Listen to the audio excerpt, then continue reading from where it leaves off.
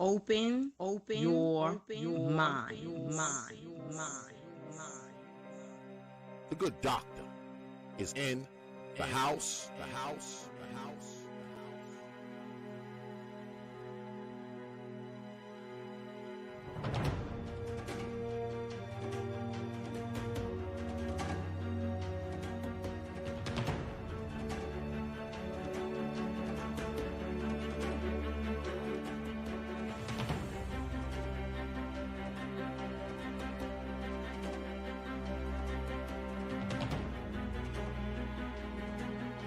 The good doctor. The good doctor.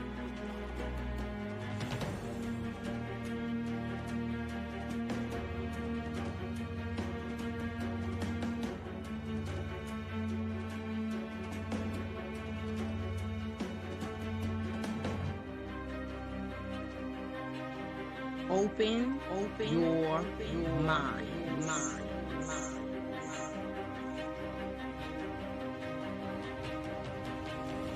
In the house. The house. The house.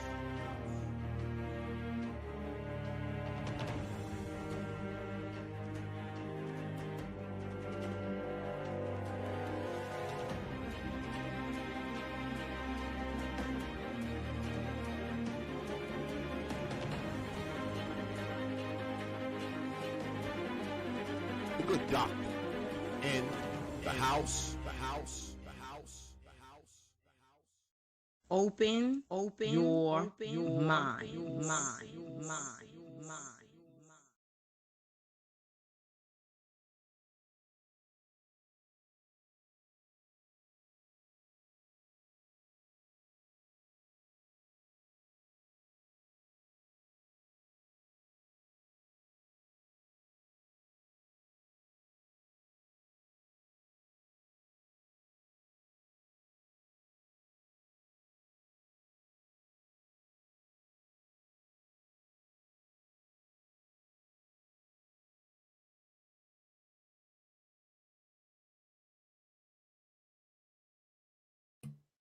Oh shit.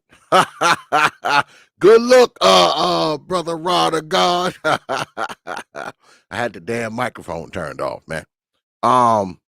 So once again, peace, folks. Welcome back to another edition of the Proper Thought Series right here on the old T.P.O.T YouTube page. I'm your host, X, of course, but you knew that already. That's why your black asses are here. Last week, can y'all hear me now? Make sure everything is on the okay. Um, Last week we did a show called Feeding the Failure, and we were talking about obesity, childhood obesity. So we figured we'd get right back at it this week. And we're going to talk about the obesity related problems. Now, I know, many of us as black folks, we don't really care about obesity all that much. Our grandmama, a lot of our grandmothers were fat. Our mama was fat. Uh, Chicks in the neighborhood were fat, and all of that. And we kind of disregarded it. But tonight we're going to talk about it a little bit. And the doc is in here to scare the shit out of y'all tonight because Doc Phoenix comes in and scares the shit out of people. So tonight's going to be one of those nights.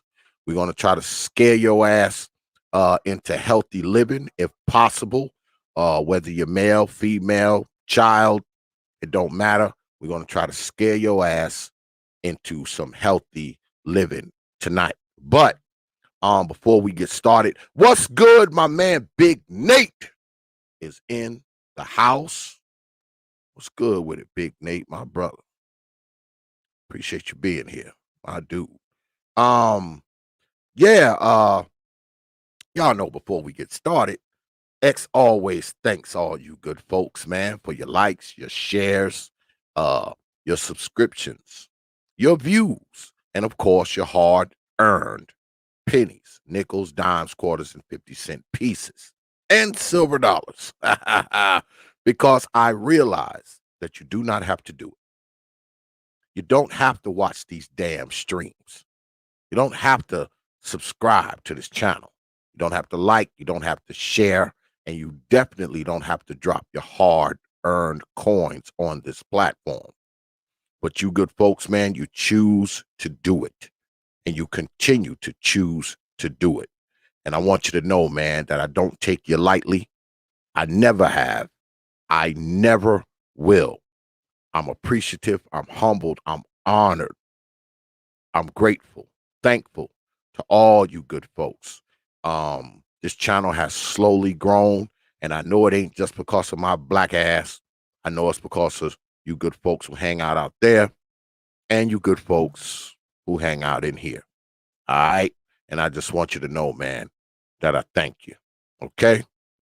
Okay.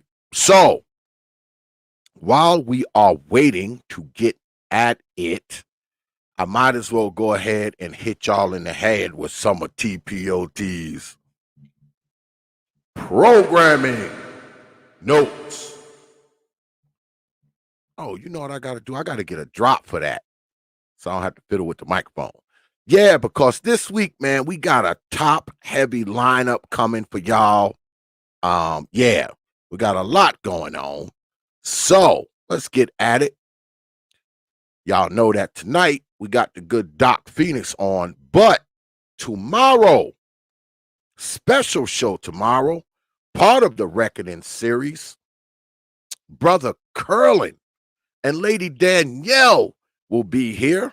Those of you who don't know, them two just tied the knot, and we're going to get them up here, man, and do some Q&A, and we're going to be talking about to tie the knot or not. So you want to be here tomorrow, man, 9:30 p.m. Eastern time, right here on the T.P.O.T YouTube page. You Negroes know. Yeah, we're going to have Lady Danielle in here, Brother Curlin, and we're going to talk about this marriage thing. We're going to ask them a few questions. You know, what made them decide to get married? What are their plans going forward? You know, all the usual stuff. So make sure you're here tomorrow, man. I think tomorrow's going to be a pretty good show, man. I'm kind of looking forward to it. Then Friday, the one and only Sir Ism will be in the house. Yeah, Brother Sir Ism will be in the house with his crazy, hilarious Macisphere thing going on tomorrow night. So make sure you're here, man, 9 p.m. Eastern time, right here on the T.P.O.T YouTube page. We'll be getting into the mind of Sir Ism tomorrow. So that ought to be a hoot as well. But tomorrow is going to be one of the old T.P.O.T double headers, because right after Sir Ism comes through, 11 o'clock, we get down with an hours of power debate. Yeah, right after. Brother M.O.T will be here, and he'll be taking on the Rod of God podcast, and they will be debating, is evil essential to the gods? Yeah. So, yeah, heavy lineup this week. I'm going to be going live every night for the next few nights, trying to bring y'all some entertainment. And make sure you're here, man. 11 o'clock, it's going down Friday night. So let's recap. 11 o'clock Friday night, Brother M.O.T squares off with the Rod of God.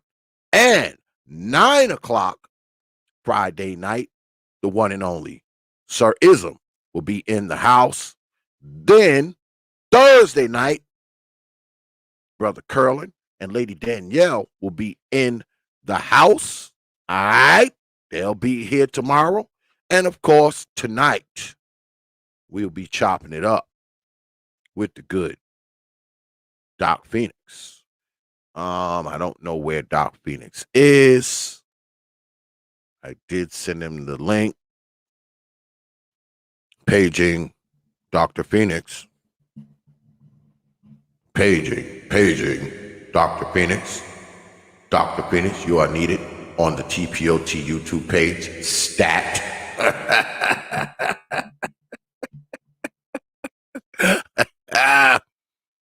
be standing me up, Doc. Do some roll call up in here. Lady Jazzy's in the house. What's good, Lady Jazzy? Brother Rod of God is here. One of our debaters this week. Sir Obadiah is here as well. And of course, my brother, Big Nate, is in the house. I don't know what happened to Dr. Phoenix, y'all. I don't know what happened to Dr. Phoenix. Paging Dr. Phoenix. Paging Dr. Phoenix. Because I don't want to have to go through all of this alone, which I will if necessary. There he is. I done talked him up, y'all. The one and only Doc Phoenix. What's good, Doc?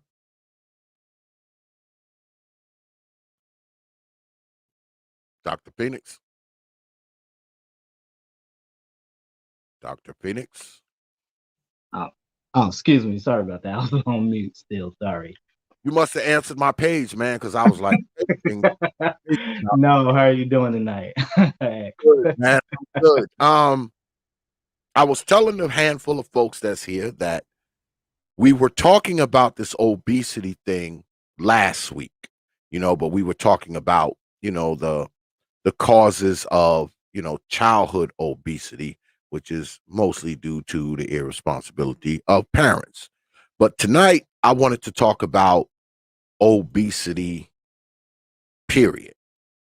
I wanted to talk about obesity, period. And I wanted to talk about, the obesity related problems, because my understanding is that more people die from obesity related causes, whether it be, heart conditions, diabetes, cardiovascular problems, and the like. More people die from obesity related problems than alcohol and smoking combined. Is that correct, Dr. Phoenix? Yeah. So in general, obesity is one of the leading causes of morbidity morbidity in this country. So it's not just it's not just obesity in of itself. It's the problem that what obesity leads to, which, as you said a few moments ago, conditions like cardiovascular disease, diabetes, cancer, a number of various conditions. So I mean, and typically, obesity tends to be a precursor to many of these conditions. I mean, when you look at for example, when you look at the number one killer for Black women, for example, number one killer of Black women is heart disease. And specifically heart attacks. And for Black women, that risk tends to multiply as they get older, specifically once they usually over the age of 50. And that's mostly in result of, well, not just obesity, but also too many are going into menopause, so they lose the protective benefits of estrogen and such like that. So, but in general, obesity in of itself is the precursor to many physiological problems and diseases. Yeah. So, well, let me ask you this, because I know your specialty isn't psychology, but I want your take on this. Why do you think that, as Black folks, because we have one of the highest rates of obesity there is. All right. The only people who are beating us out, I think, are Latino people who, they're slightly higher. Why do you think we don't take this whole, obesity thing serious? Why is it that, it's cool? It's almost like it's cool to be overweight. It's cool to be, obese. It's cool to be fat. Or if it's not cool, it's quote unquote normal. Why do you think that is? Well, it's for a number of reasons. First and foremost, uh, obesity is just something that has been widely accepted, and in many ways, somewhat almost worshipped in Black society, if you will. When you look at old movies like Soul Food, for example. Now I was a kid when that movie came out, but again, what was the whole theme of that movie was a Black family that generally organizes around Sunday dinners.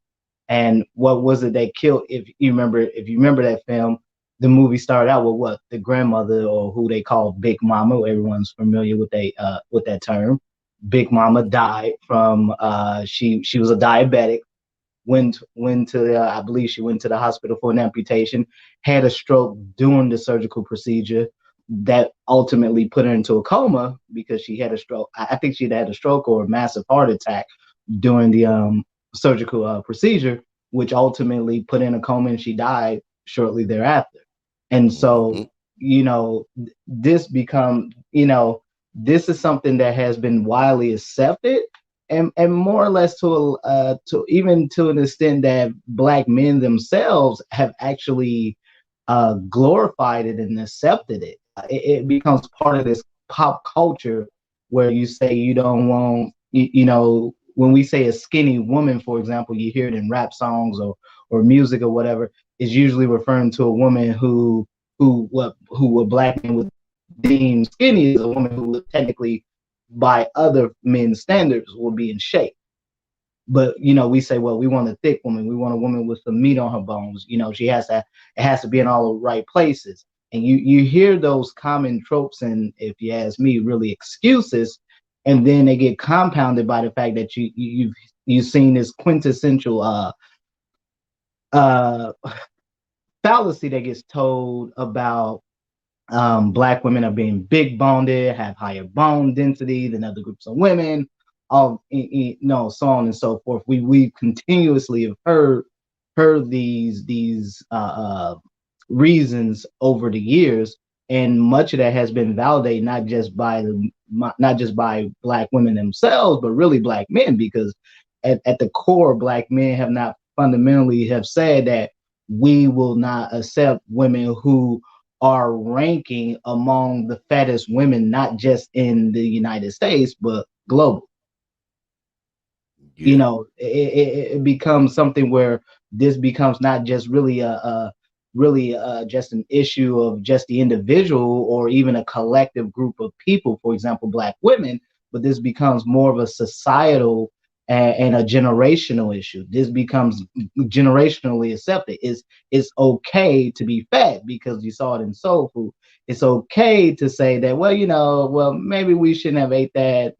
Maybe we shouldn't cook this. It was kind of, having these moments of levity last week, where we were talking about, all of the foods that Black folks love to eat, the chitterlings and the hog maws and Hog all the other, maws and the all that stuff.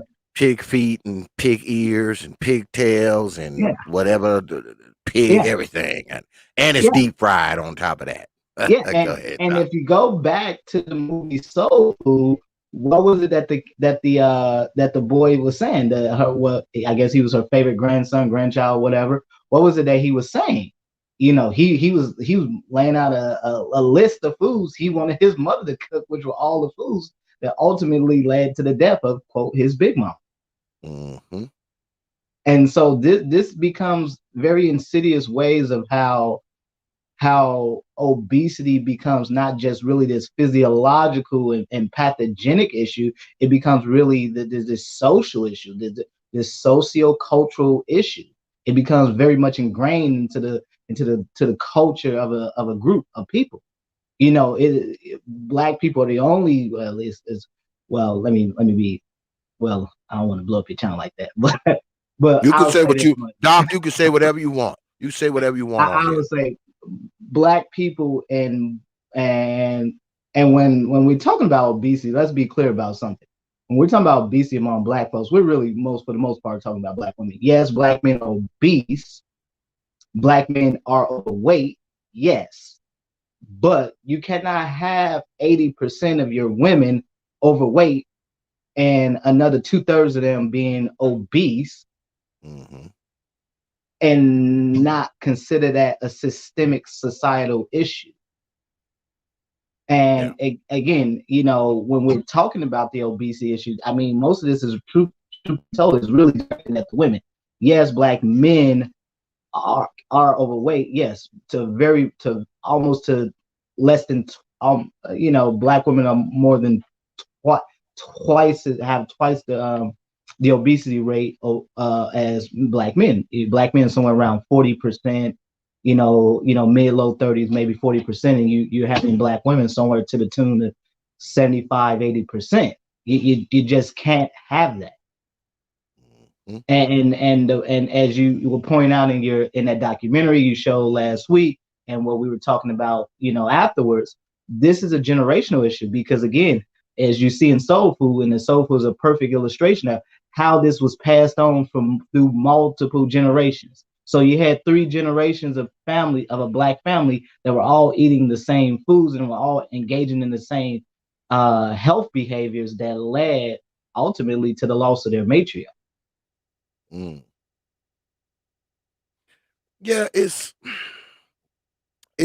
weird because I mean I see in my own life, not to get too anecdotal on y'all, and I live in a middle class, I live in a middle class area, and I know last week we spoke about the food deserts and people being poor and how they use that as an excuse to be fat and overweight and obese. But I live in a middle class area, and when I go to the store, guess what? I mean, these chicks I see, they're not poor. They're getting out of Audis and Mercedes and Benzes and Cadillac trucks, and so they're not quote unquote in poverty, and they fat as hell too. So that's why I don't buy the whole we don't get enough good food, we don't get enough this, we don't get enough that, we're poor, we live in a food desert. That may be an element of it, but I see people who I know don't live in a food desert because they live around me, and this ain't no food desert. All right. I see people that I know are living middle class because they live in the same neighborhood I do. And it's a middle class up, it's middle between upper middle and middle class here where I live. And guess what? The women around here, they fat as hell too. They're fat as hell. They have a hard time getting out of that Mercedes. They have a hard time getting out of that damn BMW. Yeah, they have a hard time getting out of that damn Lexus. So I just I don't buy into the whole thing about, it's because of poverty. It's because of we in a food desert. So what about the people who that does not pertain to, who that does not describe? What about these fat ass chicks living in this upper middle class neighborhood, struggling to get out of their damn Mercedes Benz? What about those people? What about them? Well, I think that's part of the problem. Part of the problem is that you live in a society where it's okay to be that. Well, not be that. It's okay to just for gluttonous eating. I mean, truth be told, I mean, it's in fact, in many respects, you're not considered a real American if you're not doing this, if you're not Mm, engaging in it. I mean, you go to your typical sports outing. What do you see?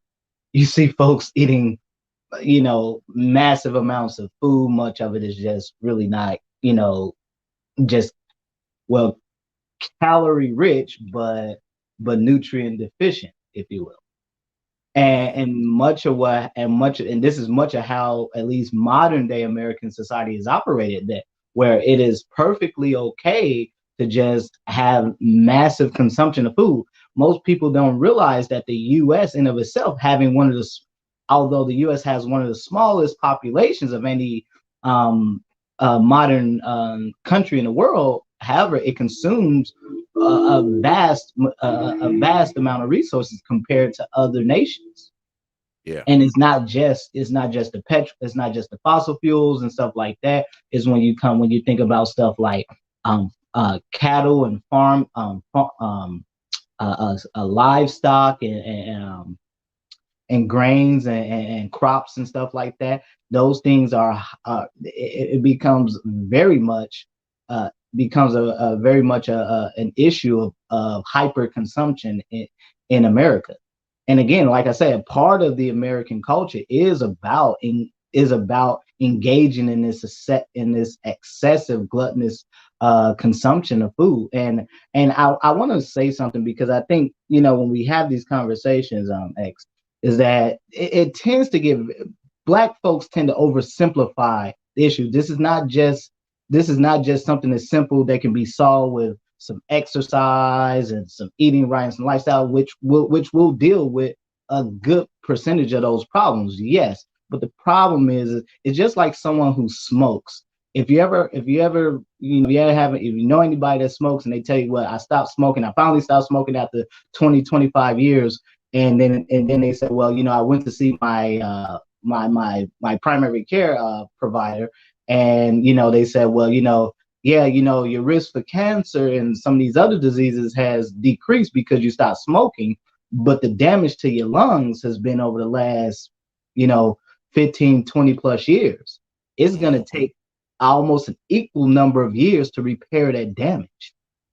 Yeah. And what folks don't understand about obesity and the problems associated with obesity, it becomes these are long-term lasting effects. This isn't just something that okay, well, you changed your diet and you lost a bunch of weight. No, what happens is this goes back, one, to the generational issue, and two, because oftentimes for men, especially if this is true of women, what happens? You're overweight when you got pregnant. And so then you gain even more weight, which put you in a high risk pregnancy category.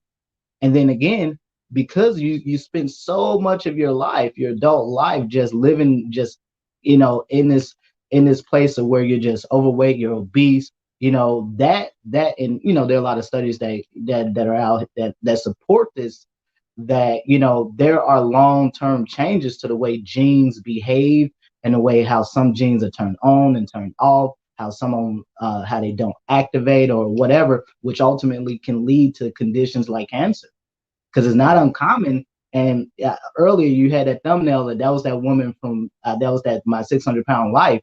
If you notice, if you go back and read some of those backstories of those folks, many of those folks still died even after they had the surgery. Yeah.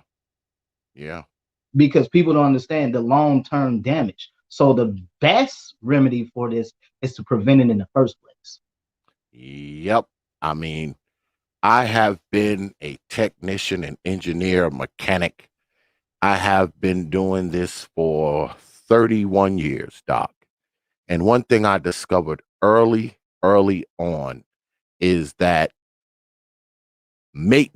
preventative maintenance is always easier than coming along later and doing a repair. And I think the human body is the same way. I think the key is to not get there in the first place. And speaking of which, someone wrote me after we did the show Thursday night, Doc. And they were like, oh, X, you're wrong. You shouldn't have did that because you didn't show the whole thing at the end of it. They did start working on it and, all this other kind of nonsense that I'm not going to bore y'all with. And I wrote them back and I said, look, it wasn't about them having the problem and then getting some help to fix it on the back end. The point I was trying to make is to not get there in the first place, especially when you're talking about children. They tried to make it about, the parents or whatever, but I wasn't talking about, the parents per se. What I was saying about the parents was I questioned their parenting because they allowed the children to get there in the first place. Of course, if they get enough people on their ass, of course, if they end up on TV and the internet, at the very least, they're going to feign like they're going to do something about it. I mean, they can't go off the show saying, well, I'm going to continue to feed them deep fried Snickers. that the show's not going to go off like that. The show's going to go off with the credits. Oh, well, they've started doing X, Y, and Z for the kid. But the point wasn't that. The point was to not get there in the first place, folks. All right. Like I just said a few moments ago, as a person who's been an engineer, technician, a mechanic for all these years, it's always easier to do preventative maintenance than it is to do a full-blown repair after shit has totally broke down. Trust me. I got this here image up here. Good Doc Phoenix. And it kind of shows hope y'all can see that. I tried to blow it up as good as possible. And it's talking about the obesity medical complications. And we'll start right at the top. Pulmonary disease, abnormal function, obstructive sleep apnea, hypoventilation syndrome, non-alcoholic fatty liver disease, steatosis, steatohepatitis, cirrhosis, gallbladder disease, gynecologic abnormalities, abnormal menses, infertility, polycystic ovarian syndrome for you ladies, osteoarthritis, skin problems, gout. Y'all know y'all had that uncle or that aunt or that father who used to have the gout, and they used to have they wouldn't wear a shoe on that foot. They just have a big ass sock on it. Y'all remember that? Idiopathic intracranial hypertension. I'm going to need the doc to explain that one because I don't think I know what that one is. Stroke. Cataracts. Idiopathic just means it just comes from an undetermined source. They don't know what it's called. Okay, that's why I got you here, doc. Cataracts, coronary heart disease, diabetes, of course, dyslipidemia, hypertension, severe pancreatitis, cancer, breast, uterus, cervix, colon, esophagus, pancreas, kidney, prostate, phlebitis, venous status. Now, phlebitis just means inflammation of the blood vessels, specifically the veins. If you ever been out and you ever seen people who have these very enlarged, like lower extremities, like they have something what we call lymphedema. Mm-hmm. You ever seen that where people just have these really just abnormally looking large bottom half of their leg? That's essentially what that's getting at. Yeah, the whole size of the leg, and basically that is really an issue when somebody has sort of a systemic circulation failure and so you have enough venous drainage and stuff. And a lot of time you see this a lot in folks who are obese, people who have CHF, people who have, even folks with diabetes. You see this a lot in them. A lot again is it's uncommon to see someone with just one chronic disease alone. I have never met anyone that just had diabetes or that's it, or heart disease alone. Yeah, I have never. I cannot think of a time where I've ever actually seen that where they just came in with one chronic disease and that was it. No. Yeah, and that's the crazy thing, Doc, because like you said, when you find yourself, especially if you like morbidly obese, you're probably not just going to have just diabetes. You're going to have diabetes, you're going to have pulmonary disease, cataracts, and all of that. You're going to have 2 and 3 things going on, with this obesity stuff. So that alone should scare the hell out of people. Just the fact that this may be your destiny. I mean, because all of us have had people, well, most of us, I'm not going to say all of us, but most of us have had people in our family who were obese. All right. And we saw the problems they had. We saw that they had cancer, or they had kidney problems, or they were a diabetic, or they had high blood pressure, or, we've seen this stuff. I mean, the warning signs walk around us all the time. It's not like, you know, this is just something that we talk about on the internet or you only see on those doctor shows that you don't watch. We see walking warning signs throughout our lives.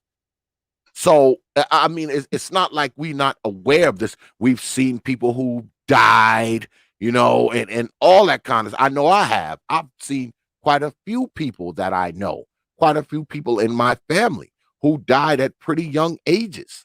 You know, I know people that died from the complications of being obese and being a diabetic. I've seen people die 38, 39, 40, Mm. 42. All right. So we see these things, folks. We see these things. And this is important. That's why I decided to talk about it again. All right. Again. Because one thing I noticed when we spoke last week is that the children were obese as hell. But guess what? So were the parents. So were the parents. So, I mean, if you're an obese person, chances are you're going to be practicing these same habits. You're going to be doing these same things to make sure your child is obese as well. You're not gonna, it's not like you're gonna start eating different or feeding them different stuff than what you're eating. If you're obese already, you're gonna be shoveling that same kind of crap, all right, in abundance to the child. Because that's what these people were doing. I mean, they were stuffing their kid with any and everything possible. And you know, we always talk about, because this is what gets to me. Then I'm gonna go back to the doc, y'all. This is what gets to me, folks. Black folk. You often hear the talk of, you know, the future of the black race and black society's future and what we're gonna do and we about to get breeded out and also kind of foolishness you hear. But we're not even prepared, so it would seem that we're not even prepared to preserve the people who are already here. While we talk about the future, I mean, the people who are here right now, we're not even in a position where we're preserving their lives, where they can live past the age of 40. All right. So they can live past the age of 50. And not only that, I mean, if you're a parent and you have all of these things going on, because chances are, if you morbidly obese, you probably got half of these things, half of these ORPs, as I refer to them as, obesity related problems. You probably have about half of these things going on inside of your body. And if you're a person that doesn't like to go to the doctor, the sad thing is you probably don't even know it. But go ahead, Doc, you got it. Yeah, so if you go back to the if you slide down on your image there, it said was that severe pancreatitis. I want to make Yeah. something. So pancreatitis is something you typically, that's an inflammation of the pancreas. Typically that's something you see in older folks. Mm, Now, when you see pancreatitis in older folks, it typically kills them. mm, Yeah, most folks, most older people who come in with pancreatitis, you know, the time I spent quite a bit of time in the ICU, and I'm telling you, it's very few cases I've seen of pancreatitis because I've really never seen any young folks like with it. Um, it was almost always people 65 older who ended up with pancreatitis for various reasons. There's a number of reasons, not just related to obesity, but typically in older individuals, pancreatitis will kill them probably about 60-70% of the time. hmm, And so, you know, and this is something serious. A lot of folks take a long time to recover from pancreatitis because pancreatitis, well, your pancreas in general is responsible not just for secreting insulin, which is obviously used to regulate your blood glucose, but is also responsible for secreting a lot of the enzymes that help you break down fats, and help your body break down and digest fats and stuff like that. And two, again, pancreatitis. We also think about pancreatic cancer, which is one of the most dangerous cancers out there that you can get. One, principally being is one of the most difficult ones to diagnose. Two, because by the time it's diagnosed, it usually has metastasized, and because of the anatomically speaking, where the pancreas is located, which is right behind the stomach, it becomes very difficult for the again, it can present itself as other conditions. And so, these are all what I'm getting at when what I'm saying right here is that all of these conditions are all interrelated. So like I was saying earlier, you typically do not find any person who has like a cardiac, they have hypertension and then that's all they have, or they have diabetes, all they have. When I was an undergrad, I started out doing my research with diabetic eye diseases. So I started out with diabetic retinopathy. You might be familiar with that. Diabetic retinopathy is the leading cause of blindness in working age adults. So we're talking about folks between the ages of 25 and 65 years of age. Typically the number one cause is diabetic retinopathy, and once they're beyond 65 years of age, then you start looking at macular degeneration and stuff, some other eye diseases like that, macular degeneration, glaucoma. Specifically for folks who are diabetics, they tend to get what is called high angle glaucoma, or more in the more serious cases, they might get what is called narrow angle glaucoma, which is a medical emergency. Basically, glaucoma is the increase of intraocular pressure. And so that increase of intraocular pressure in the eye puts a lot of pressure on the optic nerve.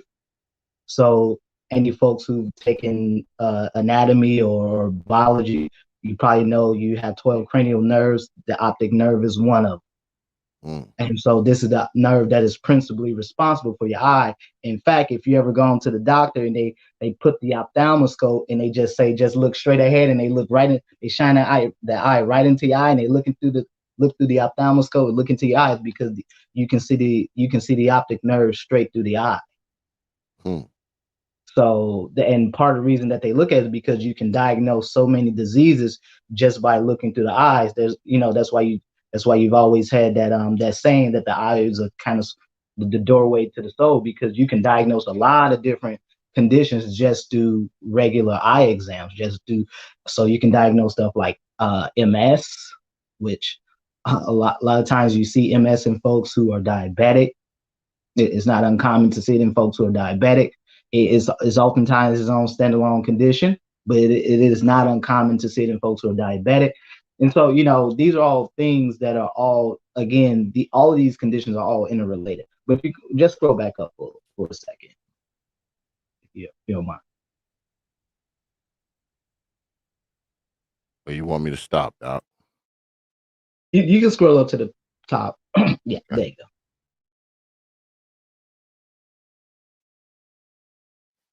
Got it. Yep. So when you think about idiopathic intracranial hypertension, so I think we, typically we tend to think about going back to what I was talking about with diabetic retinopathy and just diabetic eye diseases and hypertension. Again, hypertension is the leading cause of kidney failure, with diabetes being the second leading cause of kidney failure. And specifically for Black men, hypertension, many black men in Black men tend to be overrepresented among the ranks of those, especially between the ages of 30 and 40, who are in early or late stage chronic kidney disease, kidney failure. In fact, if you go, there's a website you go to, there's a national registry, and they actually break it down, and you can actually see where Black folks are roughly about somewhere around 40% or so of the people requiring kidney transplants who are on the kidney transplant list. About 40% of those folks are Black people.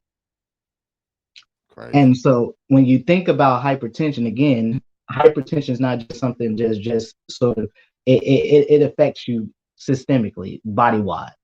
And so it can manifest itself. For example, a lot of folks who get migraines, who get headaches, stuff like that. That could be potentially related to hypertension. But more importantly, going back to the eye issue, the reason why diabetic retinopathy is so dangerous is because you get these blood vessels in the eye, and because of diabetes, diabetes is really this micro.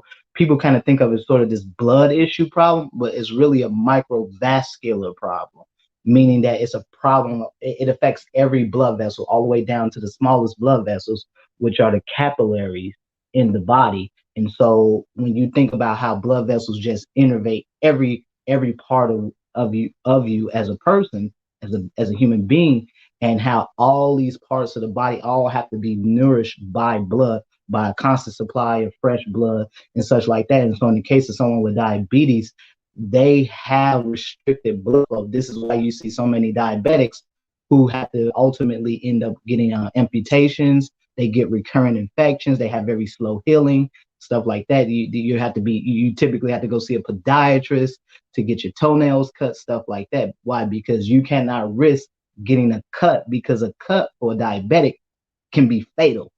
Mm-hmm. And in the case of eye diseases, because you have that long term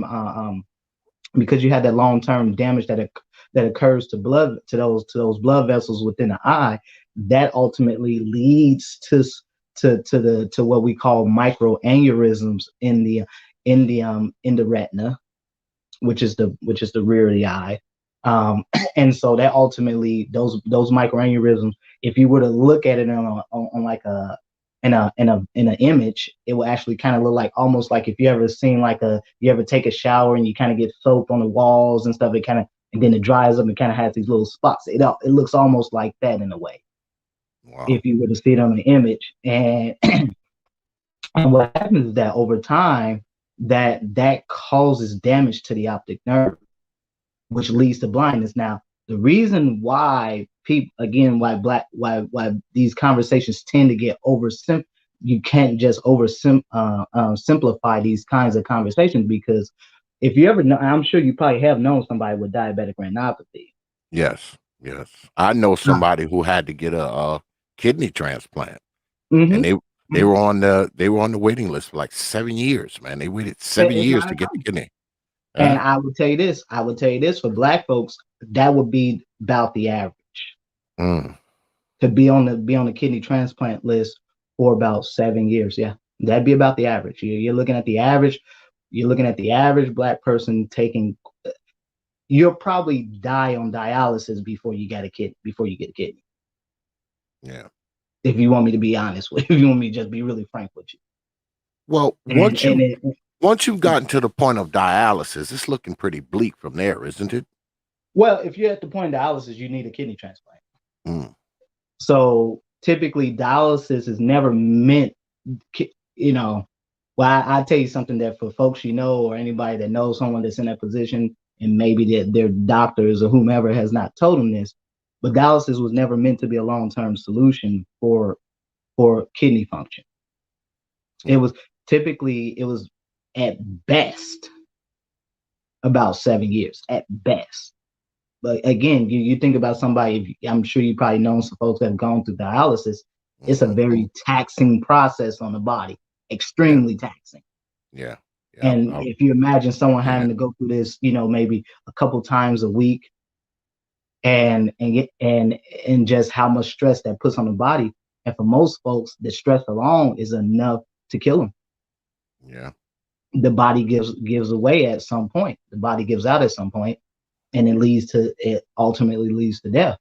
And again, for Black men, what becomes critically important for Black men and sort of kidney disease and obesity and hypertension is that it's not necessarily obesity that's killing Black men, it's really hypertension. And hypertension in of itself there are genetic components to that, where typically you're at a higher risk if you come from a family of people who, immediate family members, mom, dad, who had hypertension. You're at a higher risk of developing yourself. And it's not, in my personal experience, it has not been uncommon for me to see Black men. And I personally know some that were 30 years old and had strokes, Yeah. 30 years old and have had chronic hypertension pretty much their entire life and didn't even know it until they had a stroke, or until they until they, until they went, got a checkup, and then kind of, checked your kidney function, and, you, and found out that, you might be in early stage kidney failure. And then you say, well, I'm not overweight, I'm not this, but you have hypertension. And so again, all of these issues are all interconnected. That's what I'm saying, that it's not just as simple to kind of just oversimplify the issue.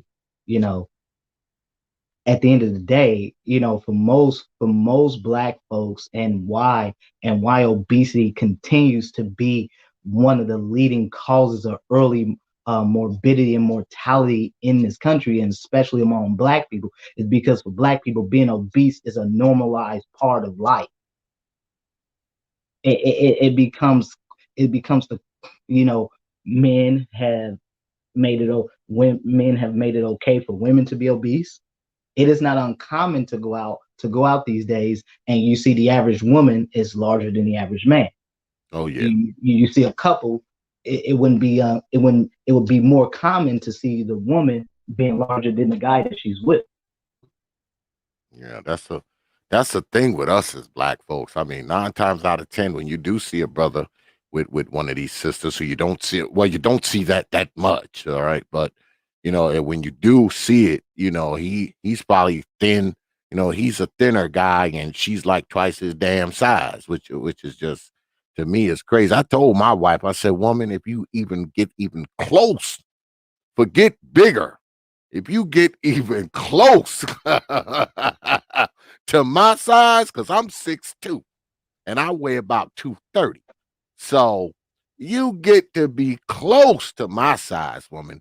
It's over out this motherfucker. But I told y'all Doc was here to scare y'all tonight. He's here to scare the dog crap out of you.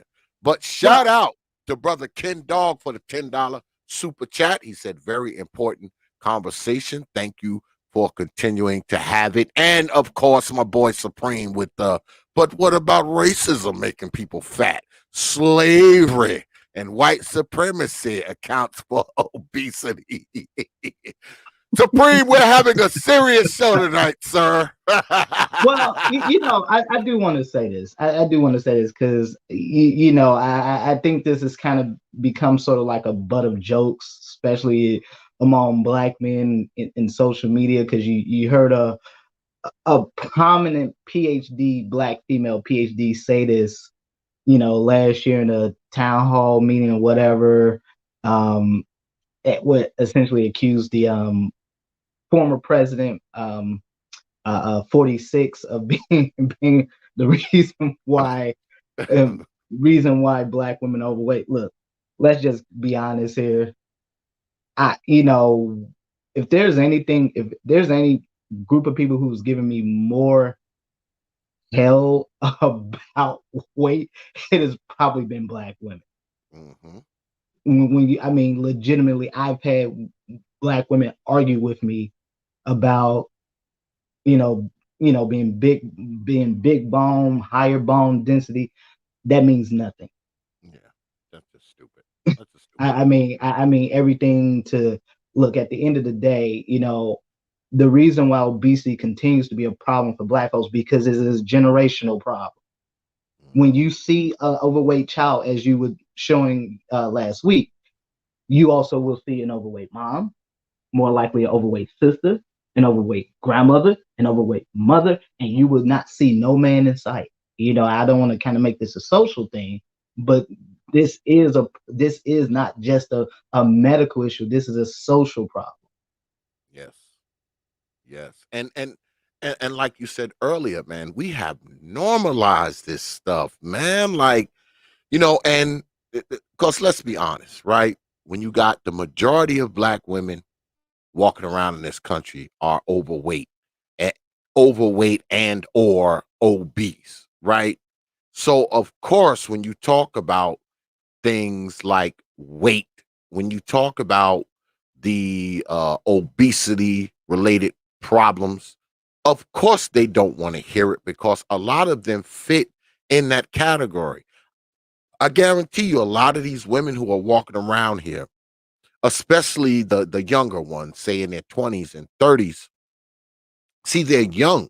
So, they feel like, well, so what? I'm fat or whatever. It's no big deal. This is how we are. Like you said, I'm big boned and all this kind of nonsense.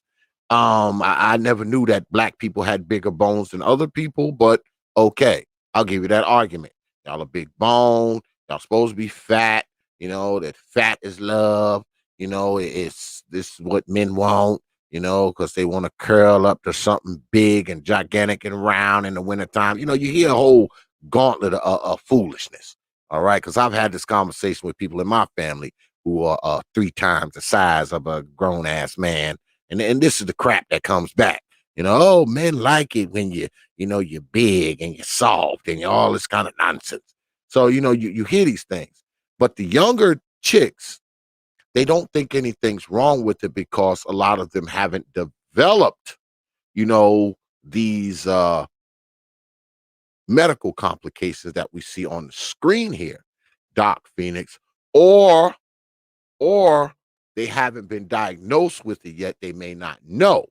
But trust me, when I go to the doctor or I take my wife to the doctor, when I go in there, you know what's in there? There's a whole bunch of women in there in their 50s and 60s, right? Getting this looked at, getting that looked at. You walk through there and a hospital has, different types of, they have different types of sections, and when you walk past that section where the what do they call those endocrinologists are?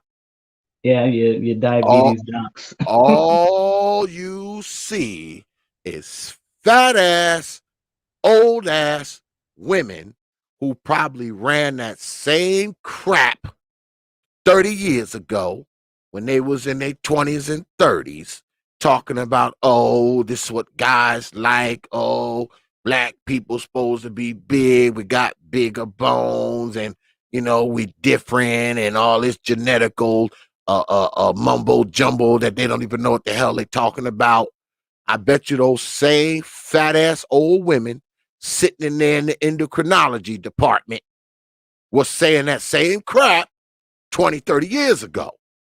So the chicks that are saying it now, those are the ones, brothers, that when you go in there, to get your checkup, your yearly checkup, and you walk past that endocrinologist, because for some reason the endocrinologists are always in the front of the damn place. I don't know why, but when you walk past that endocrinology section, watch all those old ass, fat ass women that's up in there. And you know what you need to do? You need to open that door and look in there and say, I told y'all about this. We talked about this 30 years ago on T.P.O.T. Your fat asses wasn't listening. Now look at you up in here. Got to get your damn foot chopped off. But this is my thing. Cause see, I'm one of those people who, when it comes to adults, right? And I know we often talk about changing things that's going on in Black society and all that kind of stuff.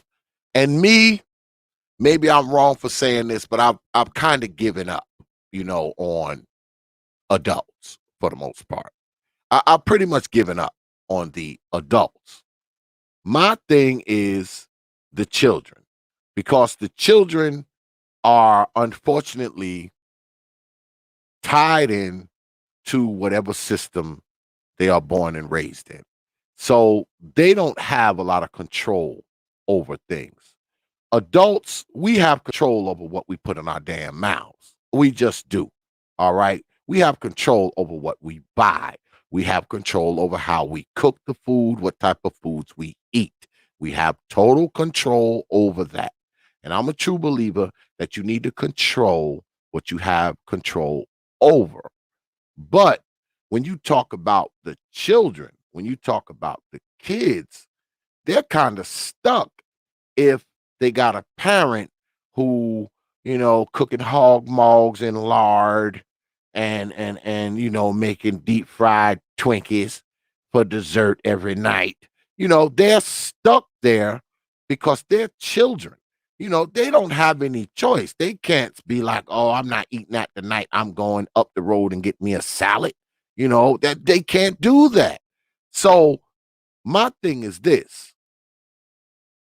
If you are a parent of children, you should be especially in tune to what's going in these children's mouths to avoid all of this kind of crap. So you don't look up 20, 30 years later and your child is a diabetic, your child has cardiovascular problems, your child has cataracts, your child has, whatever comes along with obesity related stuff. But see, that's the catch. Because if you're going to be focused on what the child is putting in their mouths, that means you ultimately have to be focused on what you're putting in your mouth. And I think that's where the problems lie. Because once again, I'll say that we have normalized this obesity crap, all right, for whatever reason, whether it be cultural, whether it be social, whether it be whatever, we have normalized it and we don't think it's important. We don't think it's important. We are really at the point in Black society that being fat is not a big deal. Weighing 400 pounds is not a big deal. Being morbidly obese is not a big deal. All right. Going to McDonald's, eating 2 Big Macs, 2 fries, and drinking 2 shakes is normal.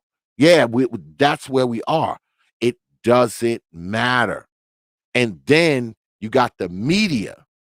The media has come to a point where they're saying fat is cool, splashing fat ass people on TV in bikinis and negligees, and they talk about body shaming and all this kind of nonsense, but they totally leave out the health aspect of this. That's the killer. Because if you're going to slap a bunch of fat people on a screen and say, don't be shamed by people saying that you're overweight. If you're going to do that, you should have that little fine print, small writing disclaimer on the bottom. Like you hear him on the radio, and the guy talks real fast. You should know that being overweight is definitely a problem. You can have all these obesity related problems, diabetes, cataracts, they should have that running, afterwards or at the bottom of these things. If you're going to slap obese and overweight people on a TV screen and give it this look as if it's actually healthy. It's healthy, and guess what? The people who call you fat, forget about them. They just can't see your inner beauty. I mean, that's my problem too, because I think the whole thing is disingenuous. I think it's disingenuous to throw a bunch of obese people on TV or on media and say, oh, don't shame these people.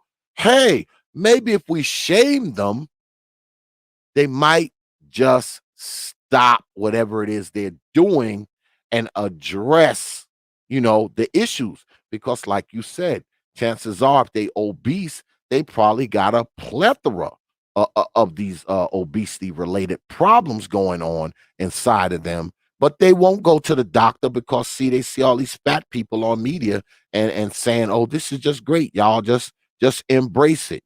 So what if you got to go to a special store to find your clothes? That don't matter. So what if you weigh 2 times what a grown ass man weighs? That don't matter. You're still beautiful. Yeah, you're beautiful and your ass got diabetes. Your ass got fucking pulmonary disease. You got a fatty liver. You got gallbladder problems. You got the fucking gout. You got osteoarthritis right along with all that beauty. You got all this other stuff going on. So, I mean, it's something to think about, man. And we need to stop acting like this shit is normal. We have to stop doing it because what we do is we teach the children that it's normal too. That's the problem. Forget the grown folks, man. I mean, if you're not going to do it for yourself, at least do it for those kids, man, because guess what? What if you are a person who's morbidly obese and say your child is not? What would your child do if your ass died? You got a stroke or go into a diabetic coma or something like that. I mean, what happens to your kid now? What happens to your kids? Because most of the time it's only one parent, singular anyway. So your ass end up in the hospital or end up dead. What happens to these children now? What happens to them? I mean, for that alone should make you want to not be 400 pounds. The fact that you have children should be a deterrent from you freaking just ballooning up so big that it take you 5 minutes to get out the car. Like, because I know, and I'm gonna go back to the doc after this. I know that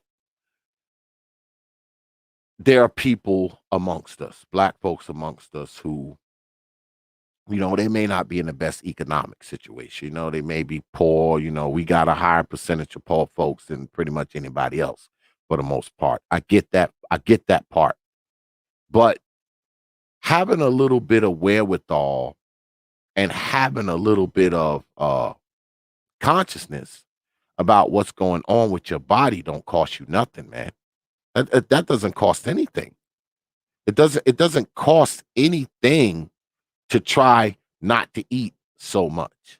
It doesn't cost anything to not overdo it when it comes to the quote unquote bad food that you get from the quote unquote food deserts. That doesn't cost anything. It doesn't cost anything to monitor what those little ones are putting in their mouths and how much of it and at what ratio.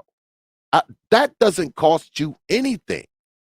And likewise, the people who aren't poor, the people who do have some money, you especially, because you can afford to eat better.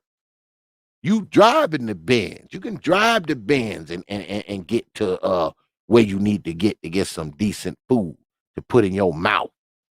You can afford a gym membership. You can afford a damn treadmill. So the excuses pile up, man, like gravel on the back of a dump truck. But when it comes down to it, man, I think it's just the simple fact that number one, we as black folks, our asses love to eat, and a lot of us are addicted to food. Um, uh, a friend of the show said a long time ago that a lot of people eat their feelings. I never knew what she was talking about when she said it, and I perfectly understand it now. You got people eating their feelings. You got people eating for comfort. Because when you look at a person who walking down the road, man, they 300-400 pounds. I don't think that person only eats when they hungry. I think they eat when they're anything. They eat when they're happy. They eat when they sad. They eat when the Knicks lose a basketball game. I mean, these aren't people who just eat when they're hungry. You know, I I I I just think that we can take control of this, man.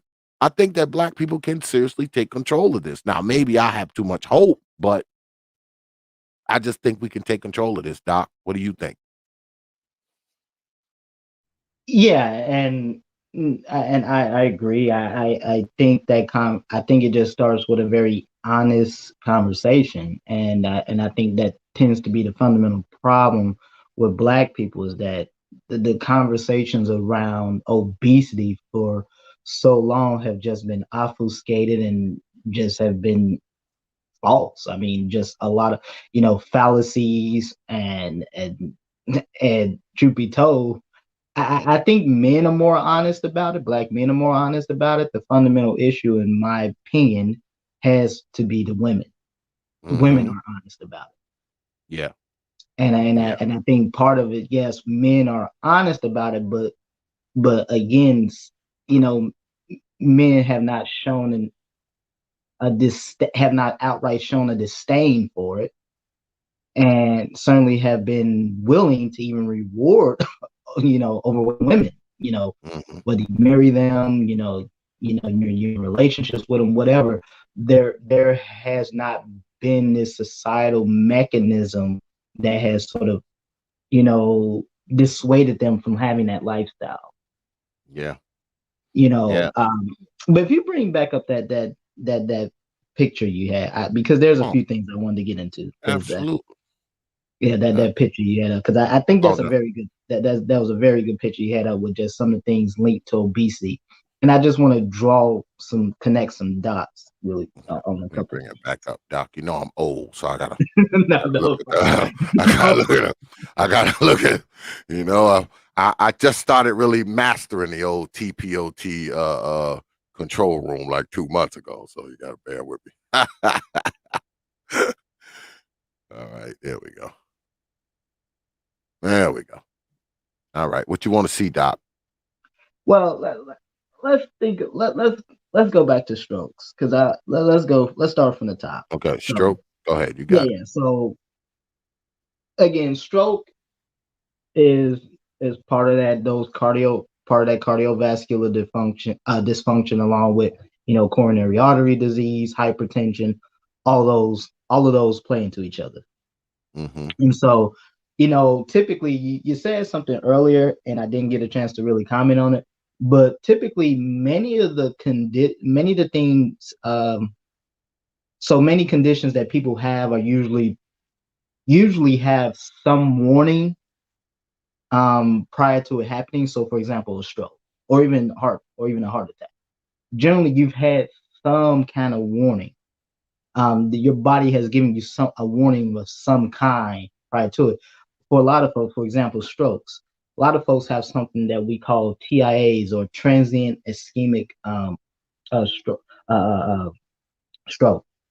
And basically, those are just like small, what we call mini strokes. And transient just means it means it comes and goes. The symptoms come and goes. So I'm trying to minimize my use of medical jargon here, because I No, want to say what you want, Doc. no, Say no, whatever no, you want. I want to try to keep this as layman as Say whatever possible. you want up here. So Whatever you I'm trying want to to say. minimize my use of medical jargon here. But All right. I bring that up to say that again, for a lot of folks typically, if you look at some of the data out there on strokes, many people usually had a what we call a mini stroke, or TIA, usually somewhere between 3 to 6 months prior, sometimes even a year prior to actually having a major stroke. Mm, okay. And so oftentimes you just ignore it, because again, it's transient. It comes and goes. The symptoms just come and go. You might have felt a little moment of weakness or whatever, and then you're okay again. And those are usually the little warning signs. And Mm-hmm. and for and specifically, and this and for and how all of this plays into key, and even going back to the kidney issues, because we're talking about stroke, but these are all issues related to circulation of blood within the body, and pressure, and having a normal blood pressure within the body. Kidneys in general are one of the organs, right along with eyes, the most that tend to be the most sensitive to changes in blood pressure and blood flow in general in the body. And principally because people are not familiar, but they're about your once you have the major artery that feeds into the kidneys, the renal artery, and from there it divides into four more arteries, and eventually it leads down to the afferent arterioles, which is responsible for the filtration of substances in the body, liquids in the body, which produces, with the ultimate outcome is that it produces urine. And so when you have changes in blood pressure, for example, elevated blood pressure, that causes damage to those blood vessels. So if you have a stroke, there's a good chance you probably may also have some light to mild kidney damage as well. So this is not, again, like I said before, this is not just again, I think when we have these discussions, we tend to just kind of oversimplify what's really going on here. You don't have one area of the body that's not functioning properly and then think everything else is okay. That's not how it works. That's why typically when you see folks who are obese, they have all these specialists they're working with. They're not just working with they're not just working, they might have diabetes, so they're not just working with endocrinologists. Then they might be working with a GI doc because they might have some GI issues. They might be working with a cardiologist because they have some cardiovascular issues. There's a number of things going on, and all of these issues are all interconnected. And then if you go back to the eyes, and so you have cataracts up here. Now, I will say this much about cataracts. Cataracts, yes, cataracts can be caused by obesity, and they're also considered a diabetic eye disease. They can be caused by diabetes as well. Also, too, cataracts is one of those things that just also tends to happen as people get older.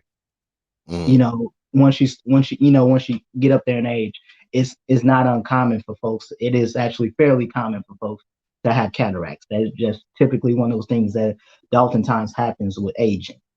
However, you see more of these pathogenic more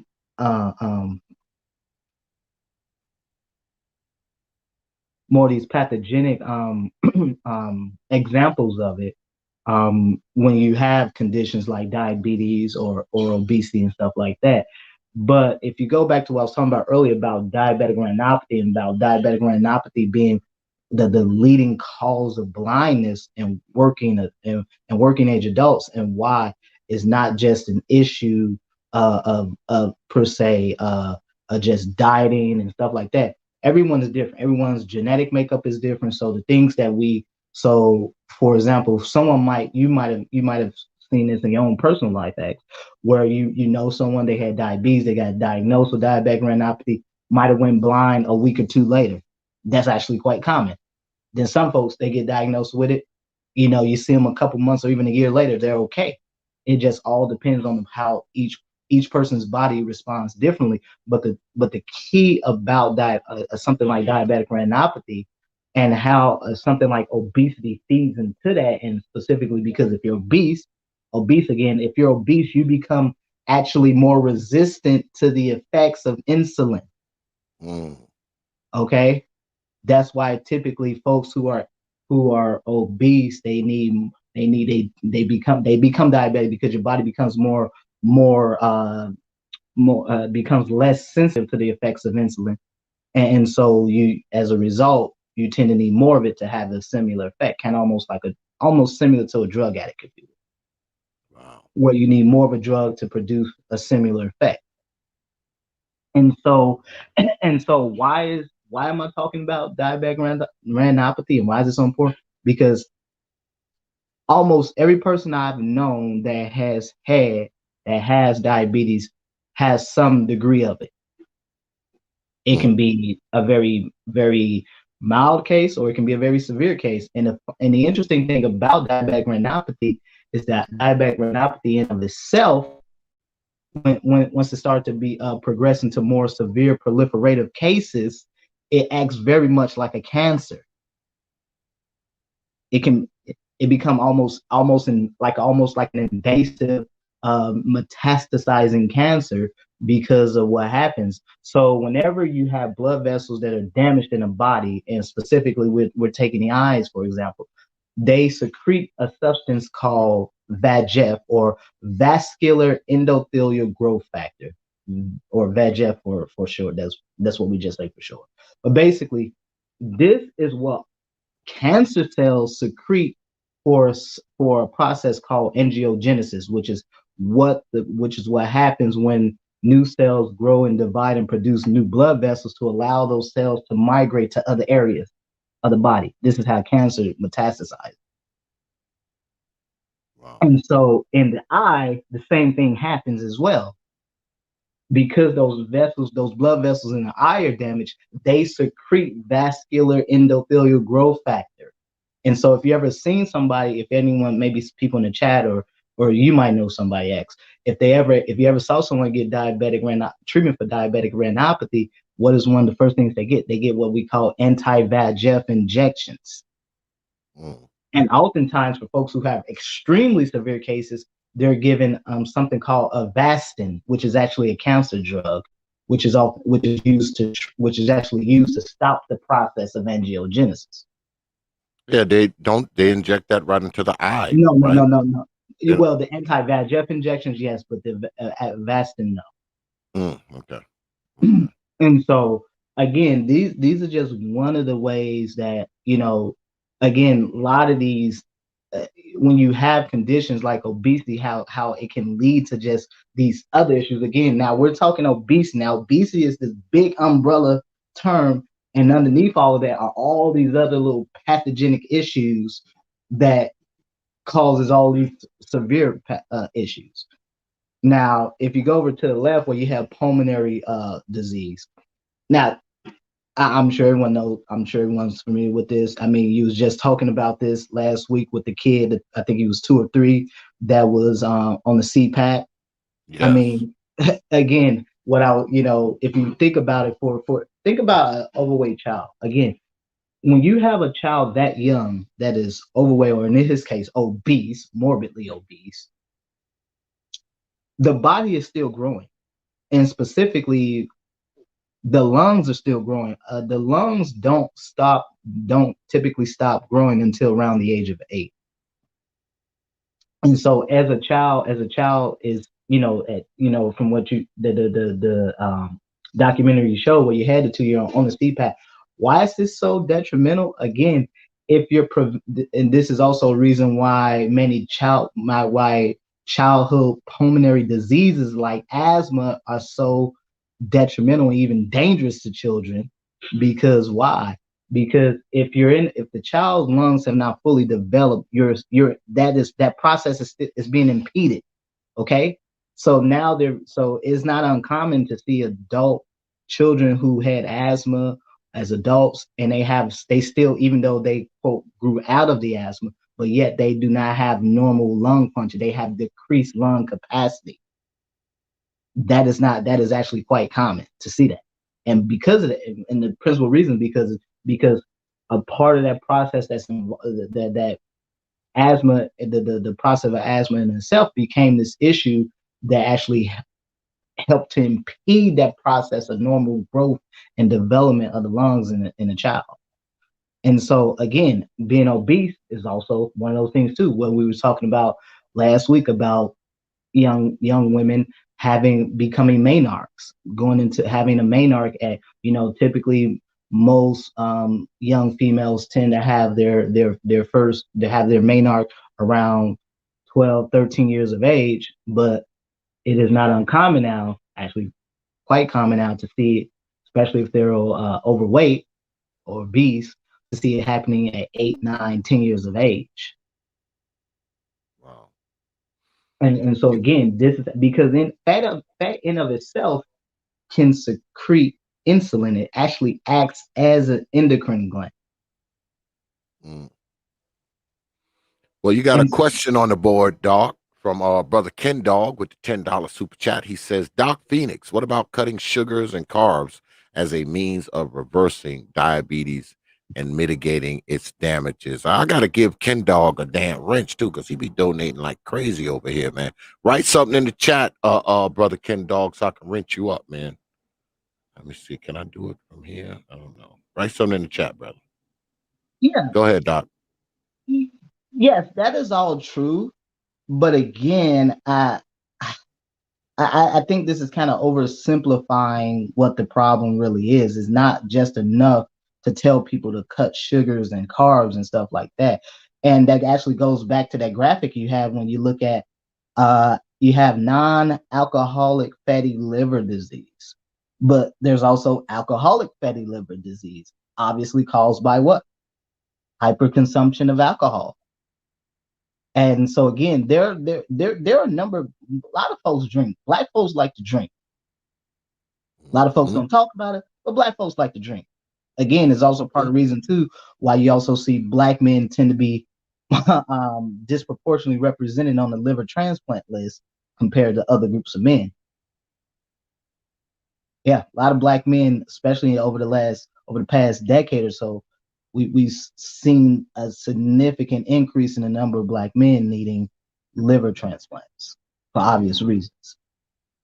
And so, yes, Can't put so that damn bottle down.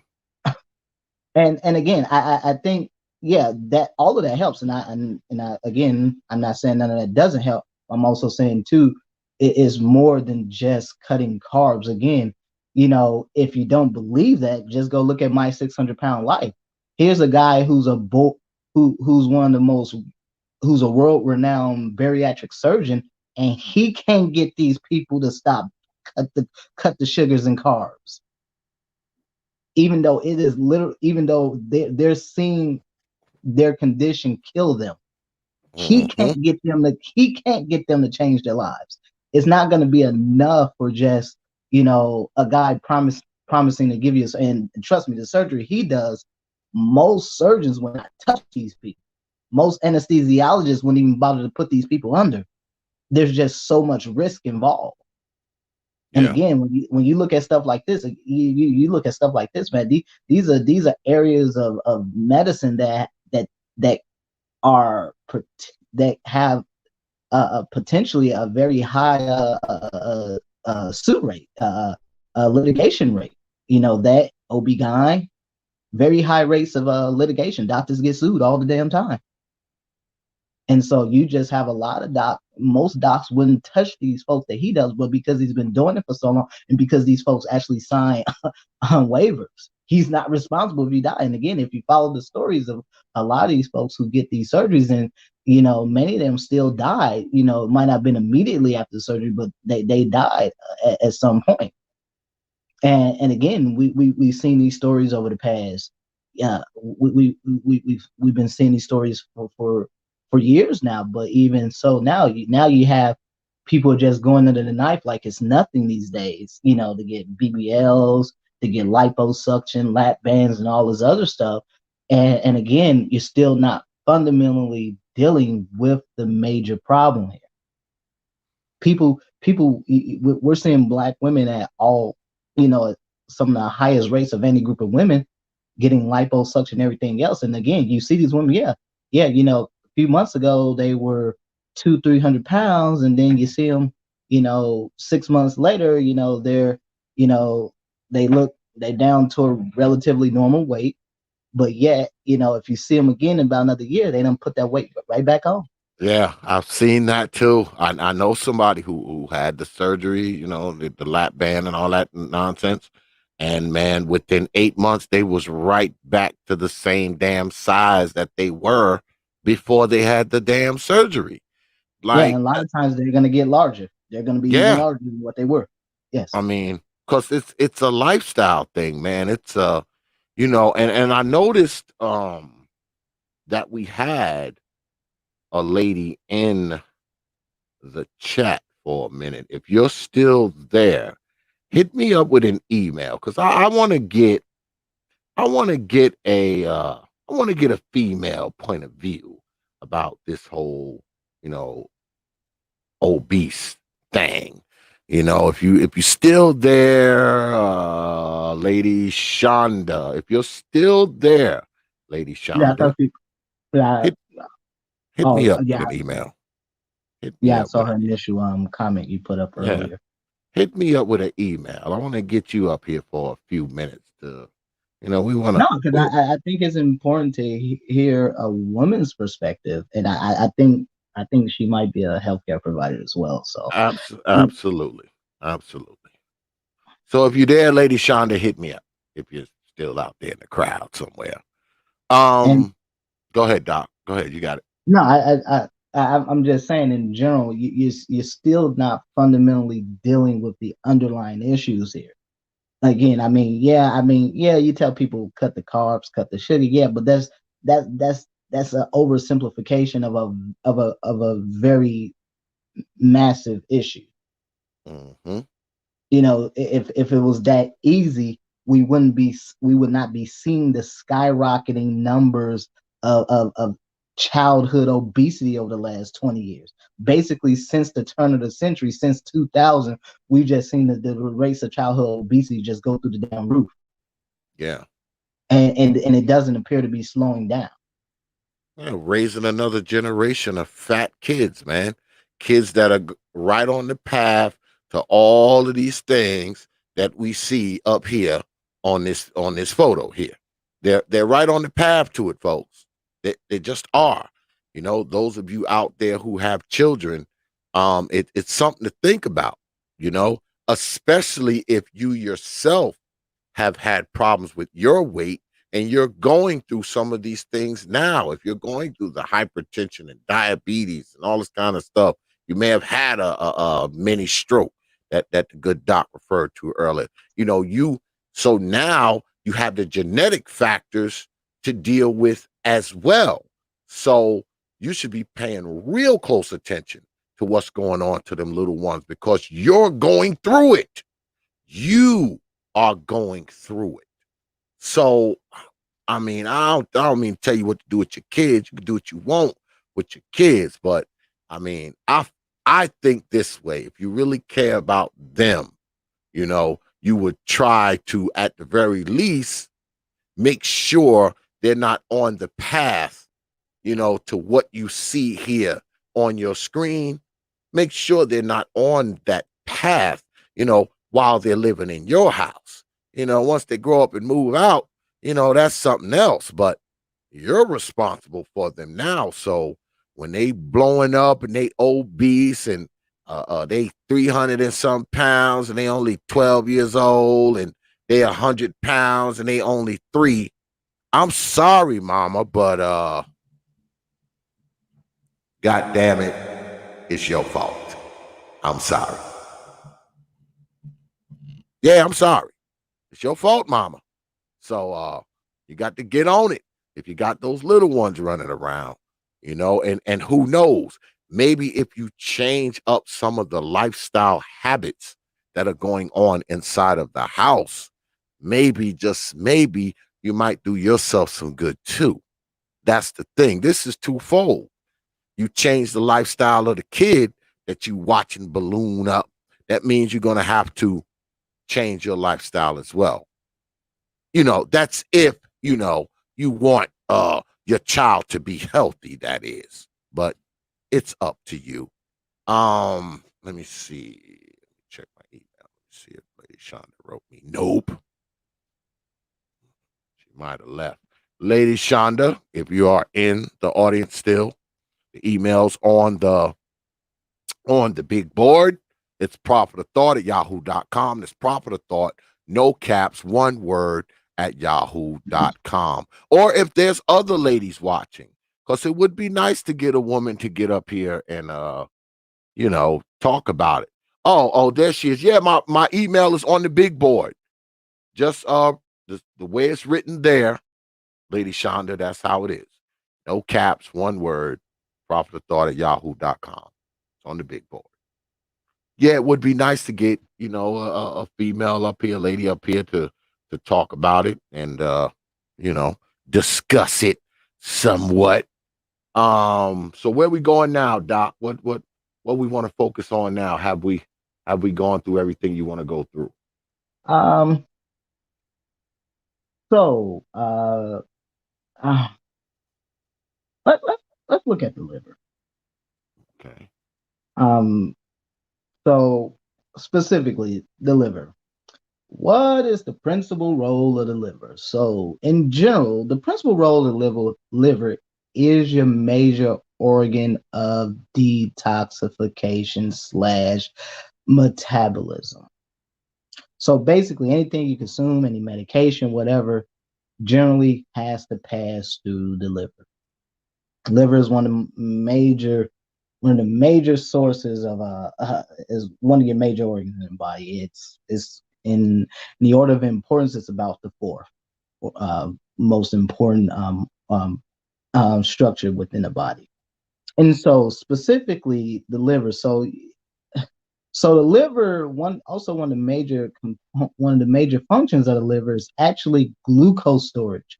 So when you consume, sugars or whatever, carbs broken down into simple sugars, whatever, um, your liver stores up to about a 12-hour reserve of of sugars in the body in the form of what's called glycogen.